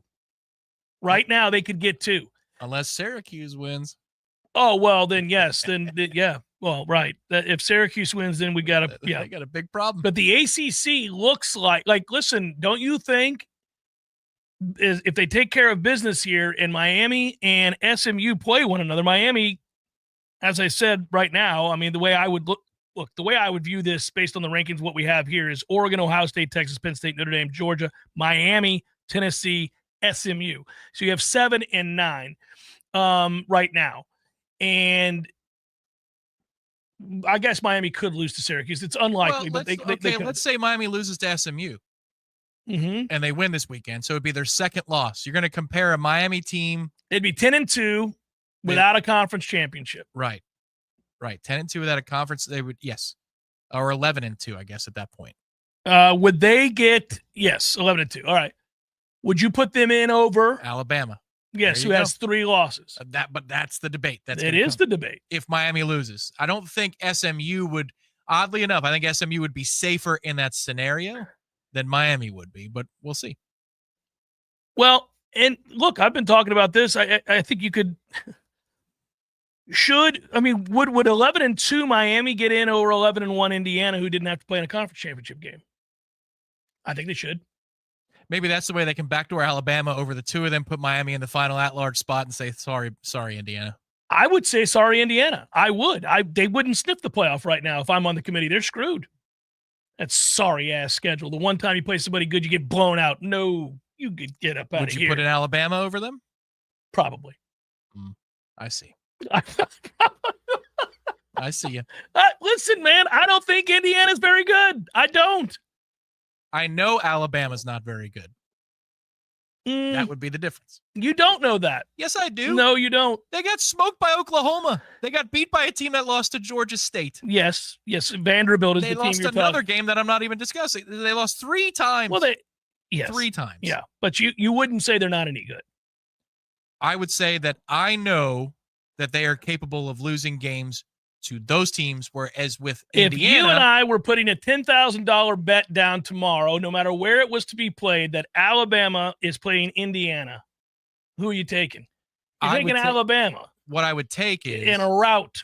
That has nothing to do with the selection process. I'm just saying. That has nothing to do. No, but you're going to defend Indiana, who's played nobody. I can't do that. I know that Indiana has beaten teams of the caliber that Alabama has lost to.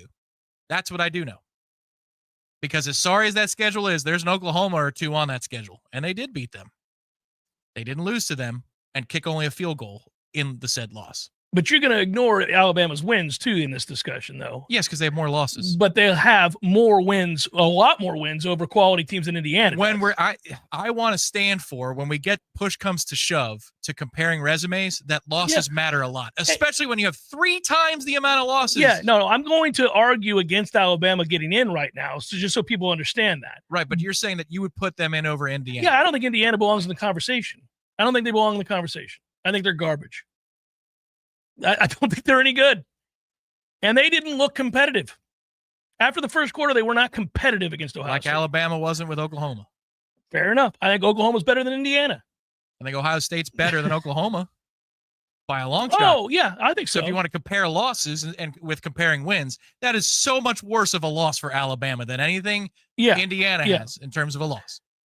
Yeah, because Indiana only really had an opportunity to lose 1 game. I mean, their schedule's that bad. I mean, you could look at Alabama and Oklahoma and say Alabama doesn't have an opportunity to lose that game. They're far superior to Oklahoma, and they did. You don't believe. Okay, let's just argue this for a moment. I understand what you're doing. You and I both know Alabama's world's better than Indiana. I know that Alabama's capable of losing to Indiana. Fair enough. It's not a good first year for DeBoer, that's for sure. Those Alabama fans. the same team as it was last year. They got lucky against Auburn last year. It's the same team, this Alabama group. That Alabama group didn't lose 3 games. DeBoer has lost 3 games this year, including losing 1 to Vanderbilt. That is not a good look. They played USF worse last year, and they needed a miracle against Auburn last year. They did. Relatively speaking, that group on merit they're is not about the same team. They're not the program they were. Yeah. Fair enough. So with Saban, it was falling apart. That Alabama fans will say there's a delineation. Man, that team is basically the same thing. falling apart is a bit strong, but fair enough. By their lofty, by their standards. by We're watching it now. That's fine. I mean, I wouldn't argue that Georgia's better now than they were 2 years ago. They're not. Right. But Georgia's still really good. Sure. Really, really good. And I think we both agree the SEC is better than the Big Ten, top to bottom. Probably. It is. I think it is. I would say that they don't get more credit for cannibalization than any other conference does, because their out-of-conference resume is capable of providing Vandy Georgia State's result, I'm sorry, that's a disqualifier in saying that you are just better, because you're capable of losing that game, and that team can turn around and beat Alabama. That tells me that the margins are not as big as they used to be. That is correct. To be so far and away. It is. That part. See, we're agreeing on a lot of things here, and I actually don't know what we're arguing about, other than I don't think Indiana, with 100 now, whatever it is, 107th, 110th ranked schedule, deserves to get the benefit of the doubt because of 11 wins. Otherwise, I would just schedule a bunch of teams that are all awful, right, and go 12-0 and make sure I make the playoff every year. I don't want to play anybody inside the top 100. Don't play anybody. Well, what I would say is, why does Alabama get the benefit if they've lost 3 times over Indiana? Because they've played a much tougher schedule. Much tougher. Much tougher. A team that is capable of and does, in fact, lose to both Vandy and Oklahoma in a given season does not get the benefit. You've lost too much. But you do get the benefit over Indiana. You may not get it over somebody else. You may want to argue in favor of Clemson getting in instead of Alabama. You may want to argue of SMU getting in instead of Alabama. You may want to argue somebody else. I'm not going to do it with Indiana. I'm not. Indiana doesn't get that benefit of the doubt, because they haven't played a schedule worth me mentioning. It's awful. But what I'm saying is, we are assuming that the schedule Alabama has played is better than Indiana's schedule. It is. By the metric of strength of schedule?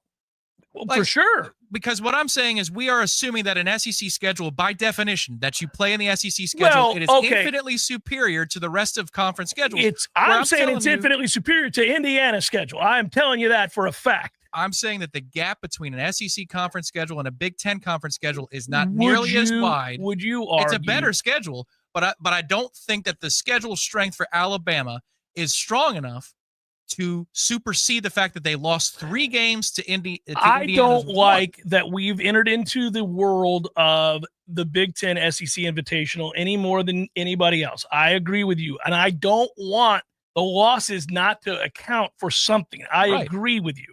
I also am not going to pretend that Alabama isn't week to week with their schedule in a much different contest than Indiana when we're talking about strength of schedule. I'm just saying that Georgia, for example, is looked at as a team, if it's on your schedule, if you have a win over Georgia, right, that is considered to be quite the feather in your cap. But when you revisit Georgia's results this year, and if you took away the reputation of what Georgia has been, it's not as impressive as you would envision it back in August. Well, yeah, we might agree Same about thing with that. Texas. We might agree about that, but I don't think that we're just going to supplant Alabama with Indiana because they have 2 fewer losses when their schedules aren't even comparable. I mean, I think that the schedule strength thing is reflexive. But Alabama blew out Wisconsin at Wisconsin, 42-10. Right. Wisconsin didn't belong on the field. Do you think Indiana and Wisconsin, that's a pretty even game? Do you figure that that's they're pretty similar? Well, you're looking at the best of what Alabama provides. Okay, that's fair. Sure. But they're also capable in the same breath of doing what they just did with Oklahoma. Right. So what I'm saying is, if Alabama and Indiana play on a neutral field, I don't know what's going to happen, because I don't know what Alabama's going to be there that Saturday. I don't know. They're proving to me that they're capable of being ass, and they're capable of summoning their skills and being very impressive. What we're getting into is the problem with college football is that you are required to be subjective. Correct. I want to lean on the record when it comes to. I only want to lean on the record if there is a like schedule. There is no like schedule here. It just happens to be that Indiana this year scheduled out of conference the worst schedule you could possibly. And I get why they did it. By the way, I don't blame him. I don't blame them in general. Indiana stinks. They have for 100 years stunk. And they were like, well, we're not playing anybody out of schedule, out of conference. We're going to go ahead and play the Sisters of the Poor. And that has ruined their schedule strength. In addition to, they got the weakest the Big Ten had to offer, the bottom 7 The bottom 7 of an 18-team league. Yeah. They're the outlier. I'm not saying that you're not right when we're looking at the middle of these two conferences most year, but Indiana, to me, is an outlier this year because of how pathetic their schedule is. Yeah, I'm just saying that if the dregs of the SEC is capable of rising up and beating the top of the SEC, why are we assuming that the top of the SEC is so good? Why are we assuming Texas is that much better? Why are we assuming Georgia's that much better? And if they're capable of suffering the losses that they have or turning in the performances that they have. I think you've got a fair assessment regarding Texas's wins this year. They're not very impressive. And they got screwed by the fact that Michigan, also in the Big Ten, by the way, isn't any good. And they outclassed Georgia, a Georgia team that went to the final moments against Kentucky. So, like, why are we assuming Georgia outclassed Texas? Yeah. Georgia outclassed Texas. Yeah. Georgia killed Texas Austin. What I'm saying is the credit for Georgia's win at Texas in the moment felt like this monumental achievement. Well, and now it's. I don't think we would be wise to ignore the seasons and the recruiting classes of the previous 3 years when judging who Georgia is. Yes, because we saw 34-3 against Clemson as well. So we can say that we know definitively based on draft results, wins on the field, year-over-year rankings of who they are, what they bring in, that their talent is much greater than that of Indiana's. Right. And in a way, you could say you should penalize them more for not living up to their talent with greater consistency. You could, except for you know as well as I do that when you're great and you're sustaining nothing but trying to play for national championships, we watched it here in Tallahassee. You take weeks off against lesser foes oftentimes, and sometimes you're made to look bad because of it. Sure. And they're a slip up away from missing the playoff 2 years in a row. So they weren't great last year. They weren't terrible. No, but it's slipping. You would think that this would be the clapback year if they're up to that standard. Yeah, so, I thought they were the best team in the country last year. I thought they were better than Michigan. I thought they were better than Texas. I thought they were better than Alabama, whom they lost to in the SEC championship game. And by merit, they didn't make it. Right, because they lost in the SEC championship game. They'd have been better off just not playing in that game. That's correct. Which was the other question of maybe the commissioner should get involved. If the playoff committee says your bid is secured, let's put 2 teams in whose bid is not secured and have them play in a bonus game that matters. We've said this is going to lead to coaches pulling their starters in conference championship games. Yeah. Did Notre Dame play any of their starters in their next game against Southern Cal? That's a great question. I don't think so. You're right. Notre Dame plays Southern Cal, who's not great, but I suppose could beat them if they played well, right? They lost to Northern Illinois. It's in them. So Southern Cal barely beat UCLA this weekend. They did, though. They got the win. They're 19-13. Yeah. Anyhow, that team who beat LSU, so certainly they could beat Notre Dame. Once again. Yeah. Yes. Yeah. All right. So what I would beat Ole Miss and an Ole Miss team that outclassed Georgia. So, I mean, I know, but if you do it with the wins, you can do the same thing because I'll go find the wins that Georgia and Alabama and others, like the Wisconsin 42-10 result. They did kill that awesome Texas team. But Georgia did. They did in Austin. And you wouldn't for a second say that's not an impressive win. You know it is. You cannot belittle that win. It's a good win. It's not a peacock feather, but it's a hell of a good win. It's a win that very few teams in the country would have gotten. I'm just saying the whole strength of schedule thing is reflexive. If we want to talk about where NFL scouts should go looking for talent, absolutely, I agree with you. Yeah, they should go to SEC towns more often. But these teams, with all of this talent, find a way to mess it up. And you should be penalized for messing it up. Because I think more often than not, they're playing in insane environments that have more like talent than not, certainly more than Indiana. And that is a problem. It's over the course of the long season that when you go on the road at night in a place like Norman, where they have an elite defense, and they do have that, you can lose. You can lose. It's a bad luck, but you can lose that game, just like you can lose at night on the road against LSU, who is capable of losing to Southern Cal. I got it. Oklahoma is a team that mediocre-ass Texas did smoke, though. They did. And good for Texas. I'm saying that if you go through and look at the amount of times that you're playing, and if you threw – I'm not talking about this version of Florida State, but we've all admitted to ourselves, we know, and this is where I go back to my original point, because I don't want to be a hypocrite when this happens, and it's going to happen someday. If we end up in the Big Ten or we end up in the SEC, the grind of having to play in any given year with no divisions, if it works out the way that it did this year for Florida, right, with that schedule being what it is, in any given year, if you're going to play Texas, Georgia, Alabama, a road game against LSU in Florida, roadie on in Norman at night against Oklahoma, a home game against Auburn, turn around and play. if you're going to do that, go to Kyle Field on a Saturday night against Texas A&M. If you're going to do that in succession, you're going to have a night where you don't play your best game and you're made to look bad a lot more frequently than if you're playing what Indiana did this year with the Purdues and Minnesotas of the world, the bottom 7 of the Big Ten. And I know that if we end up, let's just say we end up in the SEC or the Big Ten, and we're arguing for our playoff lives with a team that has a loss or 2 fewer losses, but a schedule that is 78 spots behind ours, you're not going to stand for that. You'll be livid. Well, I'll argue for us vehemently. Of course I will. Right. But what I'm saying is the strength of schedule thing to me feels reflexive this year. It feels because your reputation exists, therefore it is tougher. I'm for It's getting rid of self-fulfilling. preseason rankings. I'm for all that. We agree on that. We can go by merit from there and just argue after 6 weeks of the season what somebody is or is not. We'll know a little bit more as opposed to what we thought they were. We all thought Florida State. So did the committee and everybody else ranking coaches, AP, that Florida State was a top 10 team. Florida State was preseason top 10. Yep. That's a great case to make to not have preseason rankings. 100% it is. Just like Indiana's a great case not to have preseason rankings because we would have never even thought of them as a top 75 team before the season began. They'd have been like, well, Indiana, Jesus. I like Tulane a lot more. You would have done that.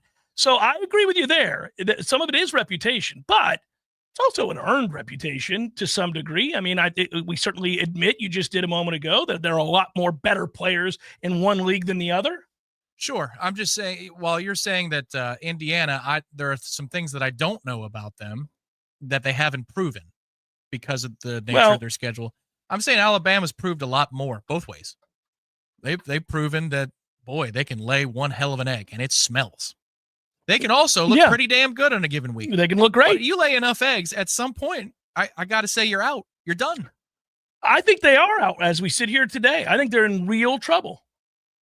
It's going to be pretty interesting to see if we go into a 12-team playoff and Indiana doesn't make it. Alabama doesn't make it. There's a good chance they won't. And I wouldn't cry for them. That's 3 losses. At some point, so we're basically arguing the same thing. It's just that I'm not going to ignore that league is better and that it is a lot harder with that schedule to avoid the ugly loss than what happened with Indiana. Sure. Who beat up on Maryland and Northwestern and Nebraska and Charlotte and Western Illinois. Yeah, I'm just saying that, when the NFL puts together its playoff system, and I understand it's more unified, but these teams don't play the same schedules. A lot of them, it's designed that the best team is supposed to have the most punishing schedule the next year. But we've seen in the NFL, in the salary cap league, it's impossible There's no selection show. It's just your record at some point. And I feel like that this product of college football is as close to watered down at the power level as it's been in forever. So you're making a case moving forward, certainly, that we're going to have to do a better job of being more objective about what teams are or are not just where they are. And I don't disagree with that. But at the same time, in the NFL, you can go to the playoffs with a losing record. Yeah. You can't. They don't have the divisions that the NFL does in college football. So this is what we're left with. We end up having these subjective arguments. In some cases, it's less subjective than others, I would argue, that I think it's undeniable Alabama's schedule is a hell of a lot harder than Indiana's. But yeah, I agree with you that it's harder. I lot harder. I think the degree to which is not, I don't think it's properly represented in strength of schedule. I think that part of it has some, I think strength of record is a better indicator because it gives me results on the field factored into the difficulty of the schedule you're playing. A loss should penalize you, and strength of record does look at that. Yeah, a loss should definitely penalize you, and at some point the game have to matter. We got screwed. We got killed us on strength of schedule last year, but in strength of record, where were we? Top 3, top 4? Yeah, strength of record. We didn't lose. Not losing matters. I mean, damn it. But it was also especially frustrating because you had wins on the road against Clemson. You had a win preseason out of conference against LSU. A resounding one. Yes, you had a win against Florida out of conference. You played 2 SEC teams. You beat them. You beat Clemson on the road. You had enough. And they moved 1 over 0 in that case too, in terms of losses. Here, you'd move 3 over 1. Man. But again, that if they did that this year, let's just say that your choice is what is the choice that they make. Indiana. Then anything's possible from here on out. Anything's possible. Well, I don't know about anything, but 3 through 1? Jeez. But buddy, if you let's say you're an independent, okay, like you're Notre Dame, who already has the house in their favor. I would never schedule a good opponent ever again by your logic. I'd just say I'm going to be 12-0. You can never leave me out of the playoff. I'm 12-0. And they're going to say, well, you beat the 128th ranked schedule in the country. Why should we put you in? Because I'm undefeated. Yeah, Florida State did, I think, get the benefit of the doubt some of those years that we've had an undefeated slate by being Florida State. Yeah. Reputation preceded it. Right. Yeah. But I'm saying that according to the pollsters. But that's what I would do from here on out if we're not going to actually look at the strength of your record.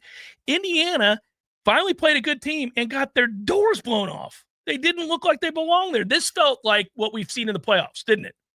It felt like where we've said, come on, we all know Michigan State shouldn't be in these playoffs this year, which the year they made it and got blown, or TCU, who beat Michigan and deserved it. Got a lot of credit, but then we knew what was going to happen in that game against Georgia. What it sounds like to me, though, is then you would be in favor of the FPI choosing the playoff field because the FPI talks about what are the chances of future outcomes versus past outcomes. What I'm in favor of is what you're in favor of, which is a non-biased, which is why you can't have a committee, a non-biased measurement of what a team is or is not by agreed upon input.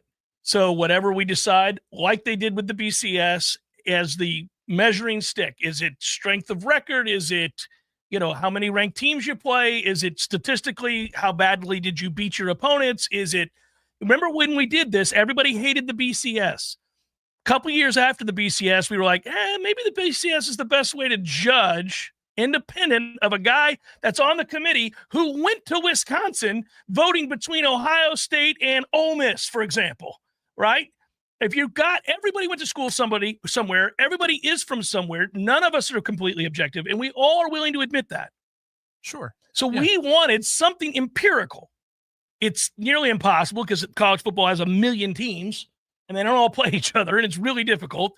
But that felt fairer than somebody being a representative of the ACC deciding on a team in the ACC as opposed to a team out of the Big 12. So I just found the BCS, the simulations of what it would look like. Right. And I think this is where we would agree. At some point, the weight that you put into the loss is going to be the whole thing. Well, it needs to be greater than it has been. Last year, there was the least amount of weight put into a loss we've seen since maybe 2014, which also is kind of annoying.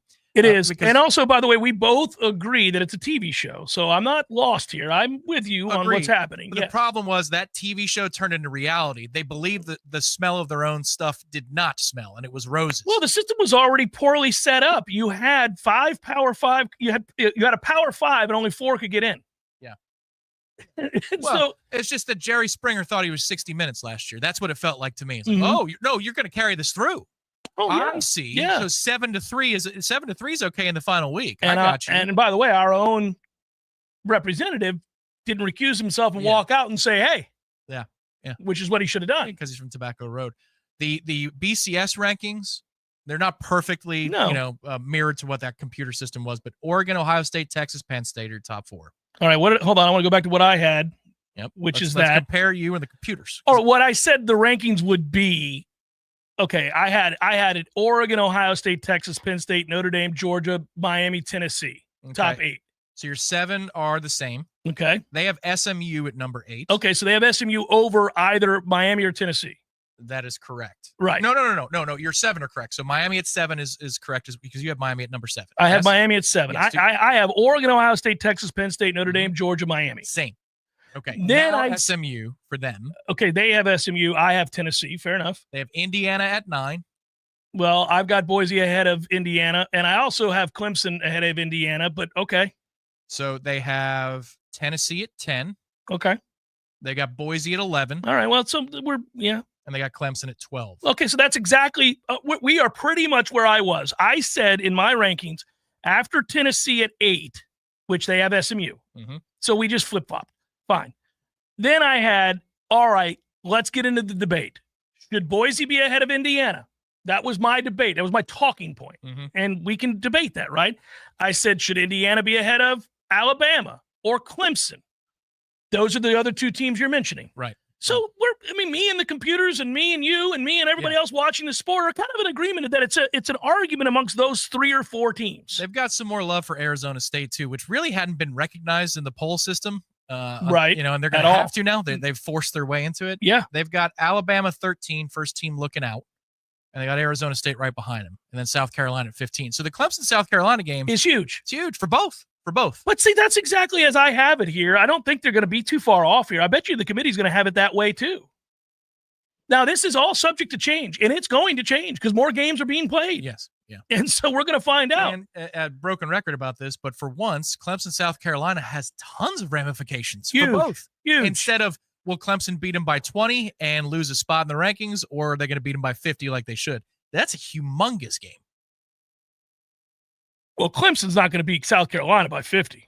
No, I'm saying that historically, that's what that game has been when Clemson was on its run. I was like, what are you talking about? No, for once it has ramifications. Like for both teams. For both teams. Well, South Carolina could backdoor their way into this conversation. If they were to smoke Clemson, hey, man. Well, the problem is they're not going to be a conference champion. They're not going to play for a conference championship. So they're I don't know. They would have supplanted the Ole Miss path. You know, the other SEC team with Alabama that you could argue about would be South Carolina. Ole Miss is gone. They're done. It's a damn shame. That's a toughie. They are done. South Carolina they've got 3 conference losses. They have won 5 straight. Hey, look, Texas A&M is what? They are a 3-loss team, correct? And they're 5-2 in they can play for the SEC title. If they beat Texas, what a nightmare. You know what we're doing? We're doing what we do in the NCAA basketball tournament when we get into these bogus conference tournaments where bids get stolen. If they don't go according to seed and somebody goes on a magical run and steals a bid away from a team that's been better all year long but isn't part of the elite. That is correct. Bid steals. That could be a thing. Tennessee does play Vandy. I mean, that's a rivalry game that, again, nobody ever cares about year to year. But yeah, it's not really much of a rivalry, but yes. It's a puncher's chance here. Unranked Vandy, but still, that's a noon kick. That's a noon kick on Saturday. Well, by the way, I think for ratings purposes, plenty of people in the SEC would be happier than hell if Tennessee lost to Vandy, because then they could say, well, we're putting Alabama in, baby. Chef Cameron Show 93.3 Real Talk Radio, Warchant TV. This is Shannon Young with Fairway Independent Mortgage Corporation. Sellers, are you stuck between wanting to sell your home and waiting for rates to fall? Are you worried about the contingency of having to sell your home? What if you didn't have to? With a 2-1 rate buy down, you can lock in a lower interest rate for the first 2 years of your mortgage and get the home you want now, all while having a higher chance to buy that next home with the contingency of selling yours. If you wait for rates to fall, you risk more competition, sellers less likely to wait, and paying more for that next property. If you're stuck, we need to talk. Give me a call at 954-369-6171. Again, this is Shannon Young with Fairway Independent Mortgage Corporation. That's 954-369-6171. And don't forget, for every loan we close for our fellow Noles, I will personally donate $250 to the Battle's End. Equal housing rent. NMLS number 373031. Ain't nothing but a G-pop, baby. I am 99% sure that is not how the lyrics go. Well, you like remixes, right? Of course. Well, think of this as a Grassroots Coffee remix per se, because Grassroots Coffee is now in the single-serve coffee pod game. Dude, those single-serve coffee pods and cups are weak sauce. Not Grassroots Coffee G-Pods. They have more coffee in them than regular single-serve pods and cups. Seriously? And not only do they have more coffee, they have a built-in filter for better brewing. They fit in most Keurig machines, and they are fully compostable. It's still the small batch, slow-roasted coffee you love, so go to grassrootscoffee.com and get your box of G-Pods today. Baby! See? Remix! Well, actually, that's more of an homage. Grassroots Coffee, locally owned, locally roasted, and made for everyone, loved everywhere. Grassroots Coffee G-Pods. So very good. There's fun to be had every night at the Corner Pocket. Take-home prizes on Trivia Tuesdays and Beer Bingo Thursdays. And kickstart your weekend with Martini Fridays. Plus happy hour runs every weekday and game day specials every time the Noles take the field. Watch all the best games at the Corner Pocket's Vegas wall, featuring 560 inches of flat screen TV heaven. Oh, really? The best food, the best drinks, and the best place to watch all the games. Tallahassee loves the Corner Pocket. Honey, I'm home. We're in here, honey. So why are all my friends here? Have a seat, Dave. We need to talk about your problem. Problem? I don't have a problem. Dave, you do have a problem. A problem with your grill. Here's some pamphlets from Hearth and Patio. They are waiting for your call to help you upgrade your grill. If you or someone you know needs a grilling intervention, call Hearth and Patio today at 850-727-4282. That's 850-727-4282 or hearthpatiotallahassee.com. Oh no, stomach issues again? Stomach issues? Who are you? Your pancreas. I could be the real reason for your diarrhea, gas, bloating, stomach pain, or loose oily stools. I thought it was my stomach. People often do, but any of these symptoms could mean having a condition called exocrine pancreatic insufficiency, or EPI. With EPI, the pancreas doesn't release enough enzymes to break down food, but EPI is manageable. Use the symptom checker on identifyepi.com and speak with your doctor. That's identifyepi.com. Sponsored by AbbVie. Harbor Freight knows tool people like to keep busy. But with our Black Friday sale coming up Thanksgiving weekend, you'll want to free up some time. We're talking deals like our 5,000-watt generators under $800, 17-foot ladders for $99.99, and 40% off Icon Pro socket sets. Whatever you do it for less at Harbor Freight. Valid until 12/2/24. While supplies last. Limitations apply. The Jeff Cameron Show is a production of the Warchant.com Multimedia Network. Check out Warchant.com today for the latest news inside Florida State athletics. That's Warchant.com. Now, back to Jeff on Real Talk 93.3. Works better when the mic's in front of you. My apologies. Sorry about that. Off the rails a little bit here. Just like, oh, we're back on. That's right. I forgot. We don't have music anymore. Been that way for some time, Jeff. Get it together. Let's say thank you to some folks out here. I had Washington money line for a unit. Imagine my emotions, Thomas. I think there were a lot of emotions at play in the NFL yesterday and in college football over the weekend, mine included. You do realize, Tom, that as sorry-ass Tommy DeVito, who took a ass whooping yesterday, the Bucs hit him every which way to Sunday. As he's driving the Giants down inside the 10-yard line against the Bucs while the score is 23-0.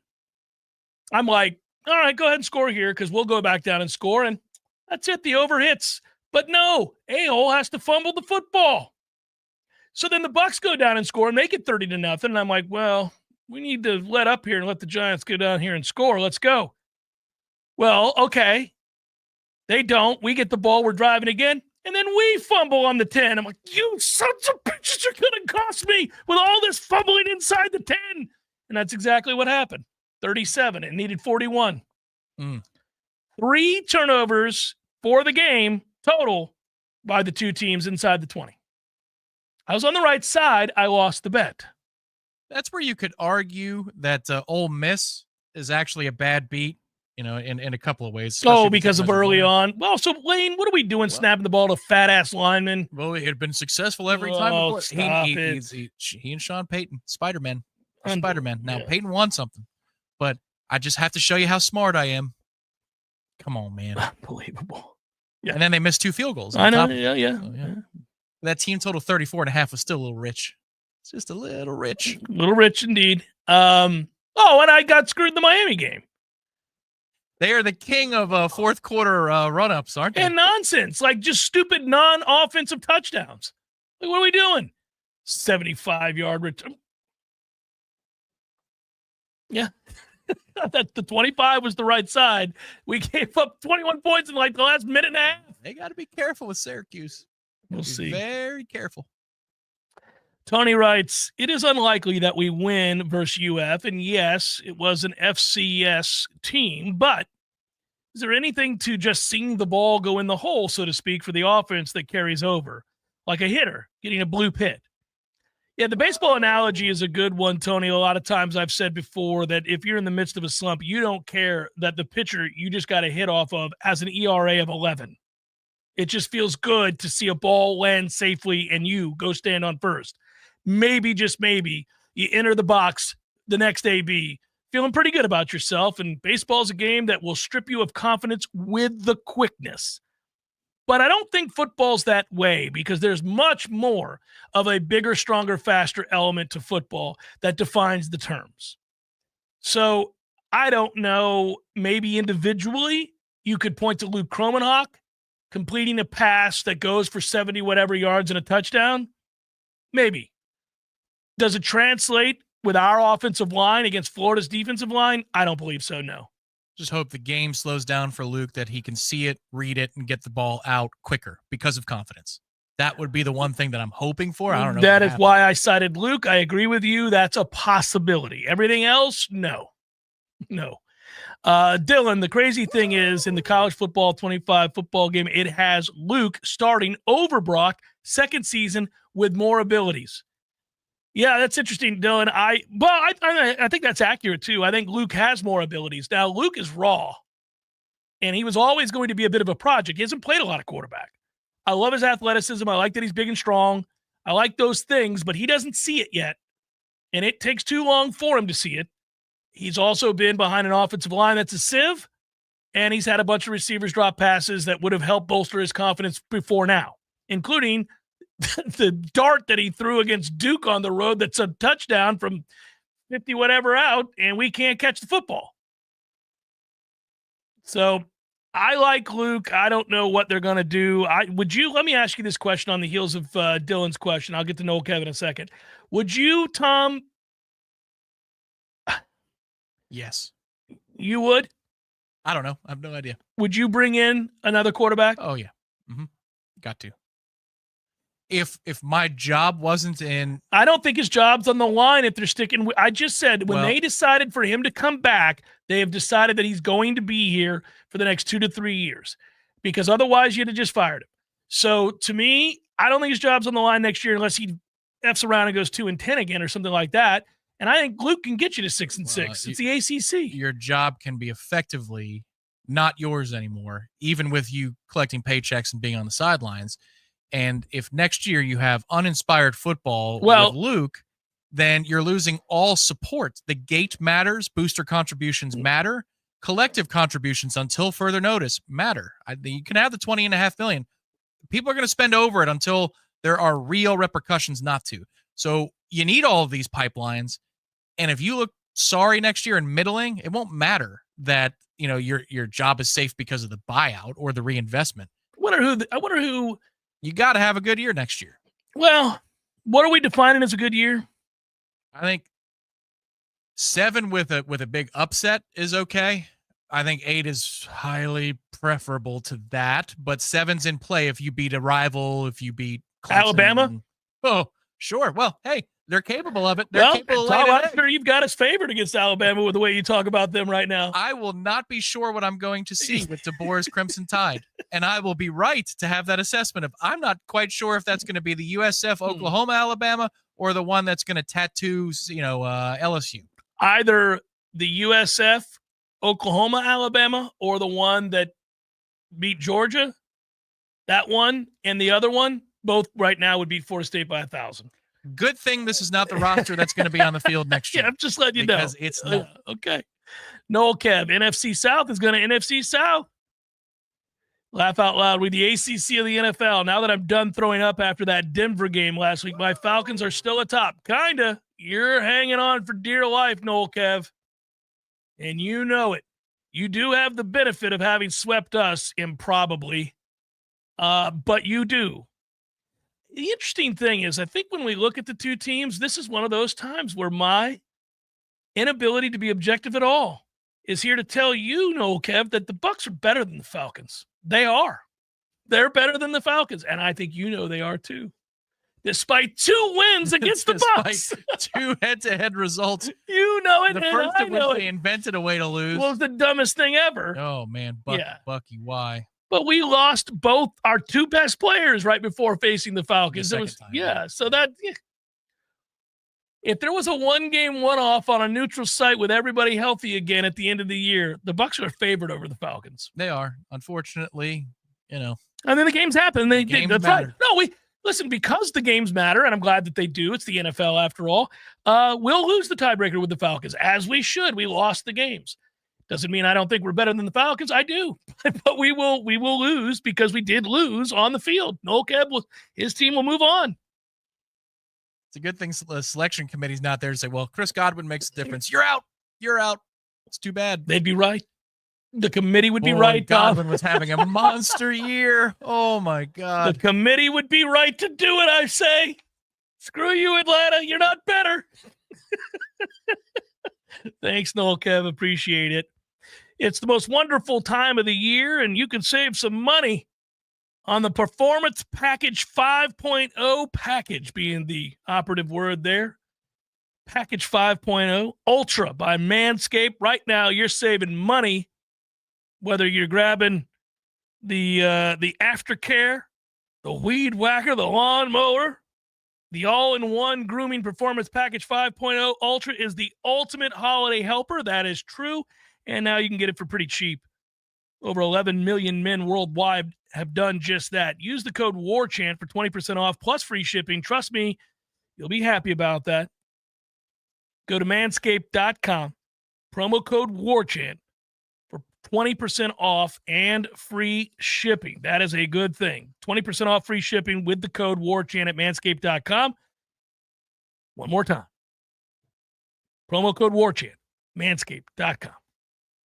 Your local news now. The Miccosukee Canopy Road Greenway area was cleared Friday afternoon near I-10 after officers searched for an armed person. They called a danger to themselves or others. Police found the armed person with a self-inflicted gunshot wound, and they have since been hospitalized. There is no threat to the area. A new home is taking shape in Tallahassee's south side, but developers aren't behind the project. Instead, volunteers from Big Bend Habitat for Humanity and the Monticello-based Alpha Foundations teamed up to build for a family in need. The crew got to work Friday morning in a neighborhood not far from Lake Alberta. They spent several hours crafting the frame of the future home. A sign-on-site lists Cobadine Medley as the resident who will move in. As part of their partnership, Big Bend Habitat for Humanity is working with Alpha Foundation's parent company, Groundworks, to complete 63 home builds around the U.S. This is Rachel Anay with your Real Talk 93.3 local news update, brought to you by Macklemore Systems, Tallahassee's go-to Mac store. Check them out online at MaclemoreSystems.com.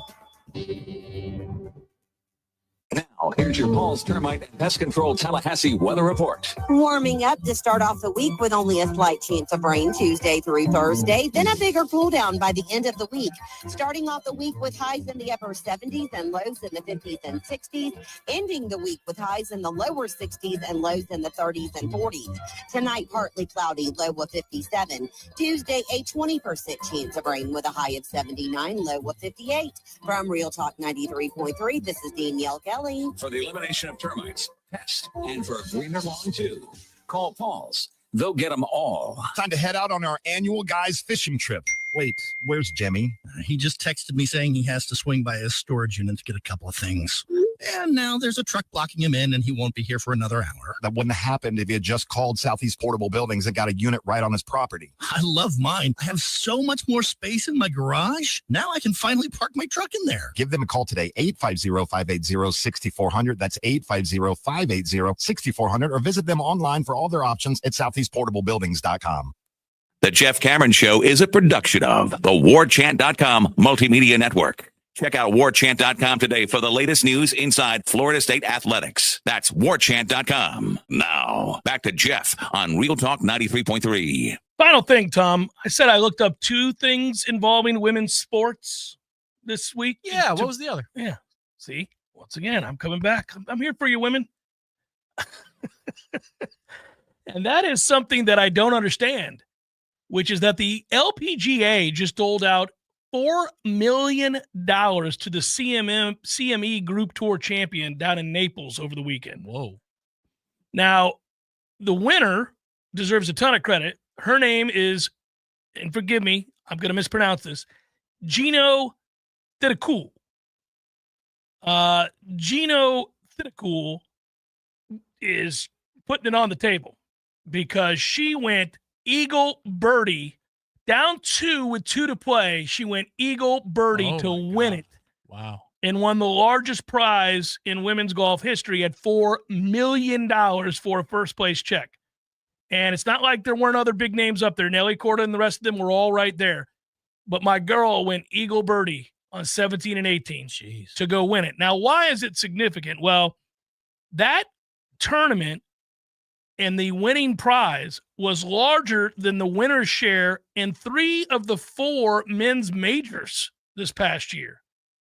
Only the U.S. Open paid out more for the men at $4.5 million than what was just paid out for the women down in Naples at the CME Group Tour Championship. That's crazy. Good for them. Yeah, it's because it's the Tour Championship. You know, the season-long title for the men is like 18.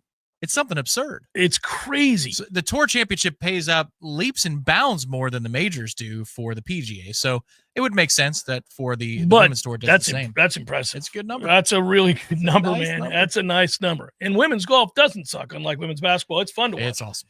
And I would tell you this. 162 got a 7-iron. Me too. Hey. Me too. I know this. Go get them, Nelly. So pretty impressive. I've got to give him credit. And then Maverick McNeely won the men's, and we got to go. And that's the end of that. Good work out of you. Thanks, everybody. Be well. Have a wonderful night. Till tomorrow. Peace.